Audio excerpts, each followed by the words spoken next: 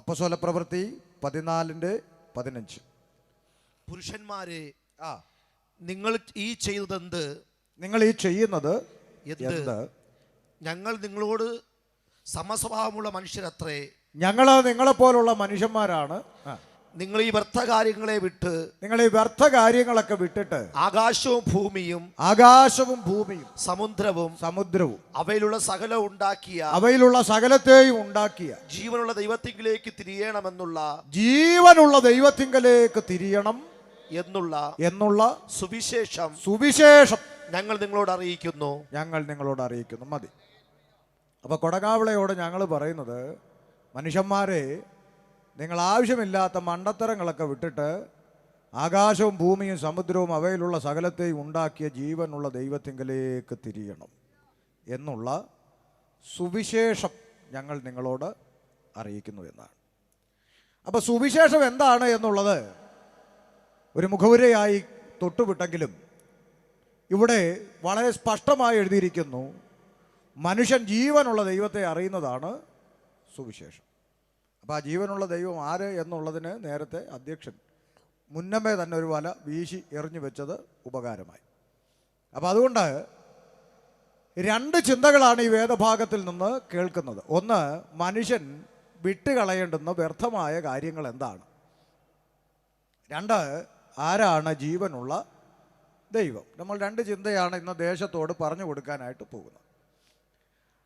അപ്പോൾ ഇത് പറഞ്ഞു കൊടുക്കുക എന്നുള്ള ഉദ്ദേശമാണ് സുവിശേഷ യോഗം എന്നുള്ളതിൻ്റെ ലക്ഷ്യം. പക്ഷേ നിർഭാഗ്യവശാൽ നോട്ടീസിൽ സുവിശേഷ യോഗം എന്ന് പേരുണ്ടെങ്കിലും ഇപ്പോൾ പലയിടത്തും സുവിശേഷം കേൾക്കാനില്ലെന്നുള്ളതാണ് സത്യം. അത് ചിലപ്പോൾ നടത്തുന്ന സംഘാടകർക്കും താല്പര്യമില്ലാത്തതുകൊണ്ടാകാം ഇപ്പോൾ അങ്ങനെ ഒരു ഒഴുക്കം മട്ടിൽ അങ്ങ് പോവുക. പക്ഷെ നമുക്കങ്ങനെ പോകാൻ കഴിയില്ല. സുവിശേഷം എന്താണെന്ന് ദേശത്തോട് പറയണം. ഇപ്പം ഞാൻ ഒരിക്കൽ ഒരു യോഗത്തിന് പോയപ്പോൾ വഴിയറിയാതെ അല്പം ഭാരപ്പെട്ട് നിന്നു. അപ്പോൾ ഈ റോഡ് വക്കിൽ മറ്റ് പ്രത്യേകിച്ച് ജോലിയൊന്നും ഇല്ലാതിരിക്കുന്ന ചില ചേട്ടന്മാർ എല്ലാ പഞ്ചായത്തിലും ഉണ്ടല്ലോ. അതുപോലെ കുറച്ച് ചേട്ടന്മാർ അവിടെ ഇരിപ്പുണ്ടായിരുന്നു. ഞാൻ ചോദിച്ചു, ചേട്ടാ, ഈ ശബ്ദം കേൾക്കുന്ന ആ സ്ഥലത്തോട്ടുള്ള വഴി ഏതാണ്? അപ്പോൾ അദ്ദേഹം പറഞ്ഞു, അത് ഇതേണ്ട ഇന്ന റൂട്ടിൽ ഇങ്ങനെ അങ്ങോട്ട് തിരിഞ്ഞ് അവിടെയാണ് എന്ന് പറഞ്ഞത്. എന്നിട്ട് ചോദിച്ചു, ഒരു നിമിഷം. ഞാൻ ചോദിച്ചു, എന്നാ, താങ്കളാണോ ഇന്ന് അവിടെ പ്രസംഗിക്കുന്നത്? ഞാൻ പറഞ്ഞു, അതെ. ഒരു അപേക്ഷയുണ്ട്. ഞാൻ പറഞ്ഞു, എന്താണെന്ന് ചോദിച്ചു. അദ്ദേഹം പറഞ്ഞു, ഞങ്ങൾ ഈ പെന്തിക്കോസുകാരുടെ ഇടയിൽ വന്ന് ഇരുന്നില്ലെങ്കിലും ഇതൊക്കെ എന്താണെന്ന് കേൾക്കാനൊക്കെ കൊണ്ടുള്ള ആഗ്രഹം കൊണ്ടാണ് ഞങ്ങൾ ഈ കവല വന്ന് ഇരിക്കുന്നത്. അപ്പോൾ ഞങ്ങൾക്കൂടെ മനസ്സിലാകുന്ന രീതിയിൽ എന്തെങ്കിലും പറഞ്ഞാൽ കൊള്ളായിരുന്നു എന്ന് പറഞ്ഞു. ഞാൻ ചോദിച്ചു, അതെന്നെ അങ്ങനെ പറഞ്ഞു? അപ്പോൾ പറഞ്ഞു, അല്ല, കഴിഞ്ഞ ദിവസം ഒരാൾ അവിടെ വന്ന് തൊണ്ടയ്ക്കകത്ത് മാക്രി എറിയ പോലെ ക്രാ ക്രീ ക്രീന്ന് എന്തൊക്കെയോ അലറി കൂവി വിളിച്ചു പോയി. പറഞ്ഞ എന്താണെന്ന് പുള്ളിക്കും മനസ്സിലായി കാണില്ല, ഞങ്ങൾക്കും. അതുകൊണ്ട് ഉപദ്രവിക്കരുത്, വല്ല മനസ്സിലാകുന്ന പോലെ പറയണം. എനിക്ക് തോന്നി ശരിയാ, ഒരു പരിധിവരെ നമ്മുടെ ഒരു ശക്തിപ്രകടനമായി മാറുകയാണ് യോഗങ്ങൾ. അതിന് ആലയത്തിൻ്റെ അകത്ത് ഇഷ്ടംപോലെ സ്ഥലമുണ്ടല്ലോ ആത്മാവിനെ ഇറക്കാൻ. അപ്പോൾ നമുക്ക് പുറത്തുള്ളവർക്ക് മനസ്സിലാകുന്ന പോലെ ഇന്നും നാളെയും പറഞ്ഞു കൊടുക്കണമെന്നാണ് ഞാൻ ചിന്തിക്കുന്നത്. അതുകൊണ്ട് ഈ ആഴവും ദൂതും മർമ്മവും ഒക്കെ പ്രതീക്ഷിച്ച് വന്നവർ ക്ഷമിക്കണം, നാളെ കഴിഞ്ഞ് കിട്ടുമായിരിക്കും. അപ്പോൾ ഇന്ന് ഞാൻ ദേശത്തോട് സംസാരിക്കുക. ദേശത്തെക്കുറിച്ച് ഭാരമുള്ള ചിലരെങ്കിലും ഇതിൻ്റെ അകത്ത് കാണും എന്ന് ഞാൻ ചിന്തിക്കുന്നു. അപ്പോൾ നിങ്ങളുടെ പ്രാർത്ഥന ചോദിച്ചുകൊണ്ട് വിഷയത്തിലേക്ക് പ്രവേശിക്കും. ഇവിടെ എൻ്റെ പേര് പരിചയപ്പെടുത്തി, ഷമീർ കൊല്ലം എന്നാണ് പറഞ്ഞത്. അപ്പോൾ ഇത് കേൾക്കുമ്പോൾ ചില ആളുകൾ ചിന്തിക്കും, അതൊരു ക്രിസ്ത്യാനിക്ക് നസ്രാണിക്ക് ഉണ്ടാകാൻ സാധ്യതയുള്ളൊരു പേര് അല്ല. അപ്പോൾ ആ പേര് കാണുമ്പോൾ തന്നെ ആളുകൾക്ക് മനസ്സിലായി മുസ്ലിം സമുദായത്തിൽ നിന്ന് ഉപദേശിപ്പണിക്കിറങ്ങിയതാണ്. അത് ശരിയാണ്. 2002 ഇന്നേക്ക് 22 വർഷങ്ങൾക്കപ്പുറത്ത് 2002 വിശ്വാസ ജീവിതത്തിലേക്ക് ഒരു പാരമ്പര്യ മുസ്ലിം കുടുംബത്തിൽ നിന്ന് ഞാൻ ഇറങ്ങിത്തിരിച്ചു. നിങ്ങൾക്കറിയാം, ഒരു മുസൽമാനോട് യേശുക്രിസ്തുവാണ് ദൈവം എന്ന് പറഞ്ഞാൽ അവൻ ഒരിക്കലും എന്ത് ചെയ്യില്ല, അംഗീകരിക്കില്ല. നമുക്കറിയാം. അല്ലെങ്കിൽ എനിക്കിപ്പോൾ അത്ഭുതമൊന്നും തോന്നുന്നില്ല. കാരണം ഇവിടുത്തെ ക്രിസ്ത്യാനിയോട് പറഞ്ഞിട്ട് അവൻ്റെ തലയിൽ ഇത് കയറുന്നില്ല. അപ്പോൾ പിന്നെ മുസ്ലിമിൻ്റെ കാര്യം പറഞ്ഞിട്ട് കാര്യമില്ല. അപ്പോൾ അങ്ങനെ ജീവിച്ചൊരു പശ്ചാത്തലത്തിൽ നിന്ന് 2002 ഈ ഒരു അനുഭവത്തിലേക്ക് ഞാൻ വരുന്നത്. ജീവിതത്തിൻ്റെ പ്രതീക്ഷകളെല്ലാം അസ്തമിച്ച് ഞാനും എൻ്റെ ഉമ്മയും അനുജത്തിയും, എനിക്ക് എൻ്റെ ഉമ്മയും ബാപ്പയും 2 സഹോദരിമാരാണുള്ളത്. അപ്പോൾ എൻ്റെ ഉമ്മയും അനിയത്തിമാരും ഒക്കെ കൂടി ആത്മഹത്യ അല്ലാതെ മറ്റൊരു മാർഗമില്ലെന്ന് പറയേണ്ടുന്ന ഒരു തകർച്ചയുടെ അനുഭവത്തിലേക്ക് ജീവിതം കടന്നുപോയി. അന്ന് നിരീശ്വരവാദിയായി ജീവിച്ചിട്ടൊന്നുമല്ല, ദൈവഭക്തനായി നമസ്കാരവും നോമ്പും മറ്റു കാര്യങ്ങളും ഒക്കെയായി ജീവിച്ചു പോകുന്ന ഒരു കാലഘട്ടത്തിലാണ് ഇങ്ങനെ സംഭവിക്കുന്നത്. ആ സാഹചര്യങ്ങളൊക്കെ സാക്ഷ്യം പറയണമെന്നൊക്കെയുള്ള ചിന്തയുണ്ടെങ്കിലും ആകെ 2 ദിവസമേ ഉള്ളൂ, വചനം ഒരുപാട് പറയാനും ഉണ്ട്. അതുകൊണ്ട് അതിലേക്ക് ഞാനിപ്പോൾ കിടക്കുന്നില്ല. അങ്ങനെ ഒരു സാഹചര്യം വന്നപ്പോൾ ഞങ്ങളുടെ നാട്ടിൽ അന്ന് ഈ പെന്തക്കോസ് എന്ന് പറയുന്ന കൂട്ടത്തെ ഒന്നും കണ്ടിട്ടില്ല. അപ്പോൾ നമുക്ക് ആകെ അറിയാവുന്ന ക്രിസ്ത്യാനി എന്ന് പറയുന്നത് കത്തോലിക്കരായ സഹോദരങ്ങളാണ്. കത്തോലിക്കരായ സഹോദരങ്ങൾ അവരുടെ വീട്ടിൽ താടിയും മുടിയും നീട്ടി വളർത്തി ഇങ്ങനെ ബാബു ആന്റണിയെ പോലെ ഒരാൾ കുരിശിൽ കിടപ്പുണ്ട്, അപ്പോൾ അതാണ് യേശു ക്രിസ്തു എന്ന് ഒക്കെ നമ്മൾ ചിന്തിച്ചിരുന്ന ഒരു കാലമാണ് ആ കാലം. അപ്പോൾ അതുകൊണ്ട് അങ്ങനെ പെന്തിക്കോസിനെ കുറിച്ച് വലിയ അറിവൊന്നുമില്ലാതിരുന്ന കാലഘട്ടത്തിൽ ജീവിതത്തിൻ്റെ തകർച്ചയുടെ മേഖല കടന്നു വന്ന സാഹചര്യങ്ങളിലാണ് ഞങ്ങളുടെ വീട്ടിൻ്റെ അടുത്ത് ഒരു ഉപദേശി ഒരു വീട് വാടകയ്ക്കെടുത്ത് ഈ കൊട്ടിപ്പാടുന്ന പരിപാടി തുടങ്ങി. അപ്പോൾ നമുക്കൊന്നാമത് ഇഷ്ടമില്ലാത്തൊരു കൂട്ടമാണ് ഈ ബഹളം ഉണ്ടാക്കുന്ന കൂട്ടം. കാര്യം ഈ പെന്തക്കോസുകാരെ കുറിച്ച് നാട്ടിൽ ഏറ്റവും കൂടുതൽ ആൾക്കാർക്കുള്ള ഒരു പരാതി എന്താണെന്ന് നിങ്ങൾ പറഞ്ഞ് പറ. ശബ്ദം. മലിനീകരണമെന്നൊന്നും നിങ്ങൾ പറയരുത്, ശബ്ദം. ശബ്ദം പയ്യന്മാർ ഭയങ്കര ശബ്ദമാണെന്നാണ് ഒരു പ്രശ്നം. അപ്പോൾ ഈ പറയുന്ന അണ്ണന്മാരുടെ പറച്ചിൽ കേട്ടാൽ തോന്നും കേരളത്തിൽ നമുക്ക് മാത്രമേ ശബ്ദം ഉള്ളൂ, ബാക്കിയെല്ലാം ഊമകളാണെന്നാണ് തോന്നുന്നത്. പക്ഷെ ചുമ്മാ പറയുന്ന അങ്ങനെ ശബ്ദ പ്രശ്നമൊക്കെ ഉണ്ടെങ്കിൽ ഇതിൻ്റെയൊക്കെ ഇരട്ടി വെച്ച് അടിക്കുന്ന പരിപാടികൾ ഇവിടെ ഉണ്ട്. അന്നൊന്നും ഇല്ലാത്ത പിരിയം കുത്തൊന്നും ഇത് കേൾക്കുമ്പോൾ ആർക്കും ഉണ്ടാവേണ്ട കാര്യമൊന്നും ഇല്ല. അതൊക്കെ ചുമ്മാ ഒരു ഇളക്കത്തിനങ്ങ് പറയുന്ന കാര്യമാണ്. ശബ്ദം ഭയങ്കര പ്രശ്ന, ശബ്ദം അങ്ങനെ എങ്ങനെയാണെന്നൊക്കെ ചുമ്മാ പറയുന്ന, അതിനകത്തൊന്നും വലിയ കാര്യമൊന്നും ഇല്ല. അതിപ്പം യൂത്ത് കോൺഗ്രസിൻ്റെയോ DYFIയുടെ ഒരു പ്രോഗ്രാം വെച്ച് കെട്ടിയ ഈ അണ്ണന്മാരൊന്നും മിണ്ടത്തുമില്ല, ഒരു ശബ്ദവുമില്ല. കടയുടെ മുമ്പിൽ കൊണ്ടുവച്ച് അടിച്ചാലും മിണ്ടാതെ തലയും കുമ്പിട്ടകത്ത് ഇരിക്കും. കാര്യം വല്ലോ മിണ്ടിയ പിള്ളേർ പിടിച്ച് ഭിത്തിയിൽ ഒട്ടിക്കുമെന്നറിയാം. ഉപദേശിമാരുടെ നെഞ്ചത്താകുമ്പോൾ കയറാം, അത്രേ ഉള്ളൂ. അല്ലാതെ വേറെ കാര്യമൊന്നും ഇതിനകത്തൊന്നും ഇല്ല. അതൊക്കെ നമ്മൾ ഇതെല്ലാം കഴിഞ്ഞല്ലേ ഇങ്ങോട്ട് ഇറങ്ങി. അപ്പോൾ അതുകൊണ്ട് പെന്തിക്കോസുകാരെ കുറിച്ച് പൊതുവേ നമുക്ക് ഇഷ്ടമില്ലാത്തൊരു കാര്യമാണ് ശബ്ദം. ഇവരിങ്ങനെ ശബ്ദം ബഹളം ഉണ്ടാക്കുന്നു. ഇന്നാളൊരുത്തം പറഞ്ഞു, നിങ്ങളെല്ലാം കൂടെ കൈയടിച്ച് ദൈവത്തെയും കൂടെ ഓടിക്കുമല്ലോ, ദൈവം കൂടെ പേടിച്ച് ഓടുമല്ലോ നിങ്ങളെ ബഹളം കേട്ടാലെന്ന് നാളൊരുത്തം പറഞ്ഞു. എന്തിനാ നിങ്ങളിങ്ങനെ കിടന്ന് ബഹളം ഉണ്ടാക്കി കൈയടിക്കുന്നതെന്ന് ചോദിച്ചു. അപ്പോൾ ഞാൻ അവനോട് പറഞ്ഞു, നിൻ്റെ വീട്ടിൻ്റെ അടുത്തൊരു തുണിക്കട ഉദ്ഘാടനം ചെയ്യാൻ മോഹൻലാൽ വന്നാൽ നീ കൈയടിക്കില്ലേ? കൈയടിക്കും. മമ്മൂട്ടി വന്നാലോ കൈയടിക്കും. രജനീകാന്ത് വന്നാലോ ഗുണ്ടും കൂടെ പൊട്ടിക്കും, അല്ലേ? അപ്പോൾ സിനിമാ നടന്മാർ വരുമ്പോൾ ഇവിടെ കയ്യും കാലും അടിച്ച് തലയിട്ടടിച്ച് ഗുണ്ടും പൊട്ടിക്കാമെങ്കിൽ പ്രാർത്ഥിക്കുന്നവൻ കൈയടിക്കുന്നത് ദൈവത്തിൻ്റെ സാന്നിധ്യം ഇറങ്ങി വരുന്ന അനുഭവം അവൻ്റെ ജീവിതത്തിൽ അനുഭവിക്കുമ്പോഴാണ് അവൻ സന്തോഷത്തോടെ കൈയടിക്കുന്നത്. അല്ലാതെ ചത്ത് കിടക്കുന്ന വീട്ടിൽ പോയി ആരും കൈയടിക്കത്തില്ല. അവന് സുബോധ വട്ടന്മാരെ കൈയടിക്കത്തുള്ളൂ. സന്തോഷമുള്ളിടത്താണ് കൈയടിക്കുന്നത്. അതുകൊണ്ട് പ്രാർത്ഥിക്കുന്നവർ ദൈവത്തിൻ്റെ സാന്നിധ്യം ഇറങ്ങി വരുന്നത് അവരുടെ ആത്മാവിലും ശരീരത്തിലും അനുഭവിക്കുമ്പോൾ അവർ ആനന്ദത്തോടെ സന്തോഷത്തോടെ കൈയടിക്കും. അപ്പോൾ അതിൽ വേറെ പ്രത്യേകിച്ച് പ്രശ്നമൊന്നുമില്ല. പിന്നെ പ്രശ്നം ഉണ്ടെന്ന് പറഞ്ഞ കുറച്ച് ആളുകളുണ്ടായിരുന്നു. അവരൊരു കാലഘട്ടത്തിൽ നെടുമ്പാശ്ശേരി എയർപോർട്ടിൽ വരെ ഇരുന്ന് കൈയടിച്ചു. അപ്പോൾ അവർക്ക് ആ വിഷമം അങ്ങ് തീർന്നു. കൈകൊട്ടി പാട്ടൊക്കെ പാടി അങ്ങനെ അവർ ആ വിഷമം അങ്ങ് തീർത്തു. അപ്പോൾ അതുകൊണ്ട് നമ്മൾ മാത്രമല്ല കൈയടിക്കുന്നെന്നുള്ളതും മനസ്സിലായി. അപ്പോൾ അങ്ങനെ ഒരു പശ്ചാത്തലത്തിൽ നിന്ന് 2002 വിശ്വാസ ജീവിതത്തിലേക്ക് കടന്നു വന്നു. വിഷയത്തിലേക്ക് വരാം. അപ്പോൾ ആളുകളുടെ ഇടയിൽ ഒരു ചിന്ത ഇങ്ങനെ ഭരിക്കുകയാണ്, എന്തുകൊണ്ടാണ് ഈ ആളുകളെല്ലാം യേശുവിൻ്റെ പിന്നാലെ പോകുന്നത്? ഇപ്പോൾ തന്നെ ഈ നെയ്യാറ്റിൻകര ഈ കൊടങ്ങാവിള ഭാഗത്തിരിക്കുന്ന ഈ ചെയറിൻ്റെ അകത്ത് ഇരിക്കുന്ന ഇത്രയോ ആളുകൾ ഇവിടെ ഇരിക്കുക, എത്രയോ ആളുകളാണ് ഇവിടെ ഇരിക്കുന്നത്. നോക്കിയേ, ഇവരെല്ലാം ഒരു 1-2 വർഷം മുമ്പ് പുറകോട്ട് നോക്കിയാൽ ഇവരിൽ പലരും ഈ അനുഭവത്തിലല്ലായിരുന്നു, അല്ലേ? അപ്പോൾ ഓരോ കാലഘട്ടം കഴിയുമ്പോഴും ആളുകളെല്ലാം ആരുടെ പിന്നാലെയാണ്? യേശുവിൻ്റെ പിന്നാലെ ആളുകൾ സഞ്ചരിച്ചുകൊണ്ടിരിക്കുക. ഇത് നമ്മുടെ നാട്ടിൽ രഹസ്യമായ ഒരു ചർച്ച ഇങ്ങനെ നടന്നുകൊണ്ടിരിക്കുകയാണ്. നമുക്കറിയത്തില്ലെങ്കിലേ ഒരു മൈക്കിൽ പറയുന്നില്ലെന്നേ ഉള്ളൂ. തൊഴിലുറപ്പിലും ചർച്ചയാണ്, പിന്നെ മറ്റ് ചായക്കടകളിലും പെട്ടിക്കടലിലും ഒക്കെ ചർച്ച. എന്നാൽ എന്താണ് ഇവരെല്ലാം യേശുവിൻ്റെ പിന്നാലെ പോകുന്ന ഈ യുമാർക്കൊക്കെ എന്തിനാണ് യുമാരിങ്ങനെ പോണത് എന്ന് പറയുന്ന ഒരു ചർച്ച ഇങ്ങനെ നടന്നുകൊണ്ടിരിക്കുകയാണ്. പല ആളുകളുടെ ഇടയിൽ ഇങ്ങനെ ഒരു ചർച്ചയുണ്ട്, എന്താണ് ഇങ്ങനെയൊക്കെ പോകുന്നതിൻ്റെ കാര്യം. അപ്പോൾ ഈ ചർച്ചയ്ക്ക് ഉത്തരം കിട്ടാതിരിക്കുമ്പോൾ ചില ആളുകൾ പറയും, അത് ഇവരൊക്കെ ഇങ്ങനെ പോകുന്നതിൻ്റെ കാര്യം എന്താണെന്നറിയാം. അവിടെ എനിക്കറിയാം കാര്യം എന്താണെന്നറിയാം. എന്താ കാര്യം എന്താ? ഇപ്പോൾ ഇവർ പറയും അമേരിക്കൻ പണം കിട്ടാൻ വേണ്ടി. എന്നാ നിങ്ങൾ ശവോടക്കിന് വന്ന പോലെ ഇരിക്കുന്നത്? അങ്ങനല്ലേ പറയുന്നത്? അമേരിക്കൻ പണം കിട്ടാൻ വേണ്ടി പോകുന്നതെന്ന് പറയാം. അമേരിക്കക്കാരുടെ ഇരിപ്പ് കണ്ടോ? ഒരു സ്വോത്രം പറഞ്ഞ് നല്ലൊരു സന്തോഷത്തോട് സ്വോത്രം പറ. തിരുവനന്തപുരത്തുകാരെ സ്വോത്രം പറയാൻ പഠിപ്പിക്കേണ്ട കാര്യമില്ലല്ലോ. അപ്പോൾ ഈ കിടക്കാൻ ഒരു പായില്ലെങ്കിലും കേൾക്കാൻ ഒരു സുഖമൊക്കെയാ അമേരിക്ക എന്നൊക്കെ പറയും അല്ലേ?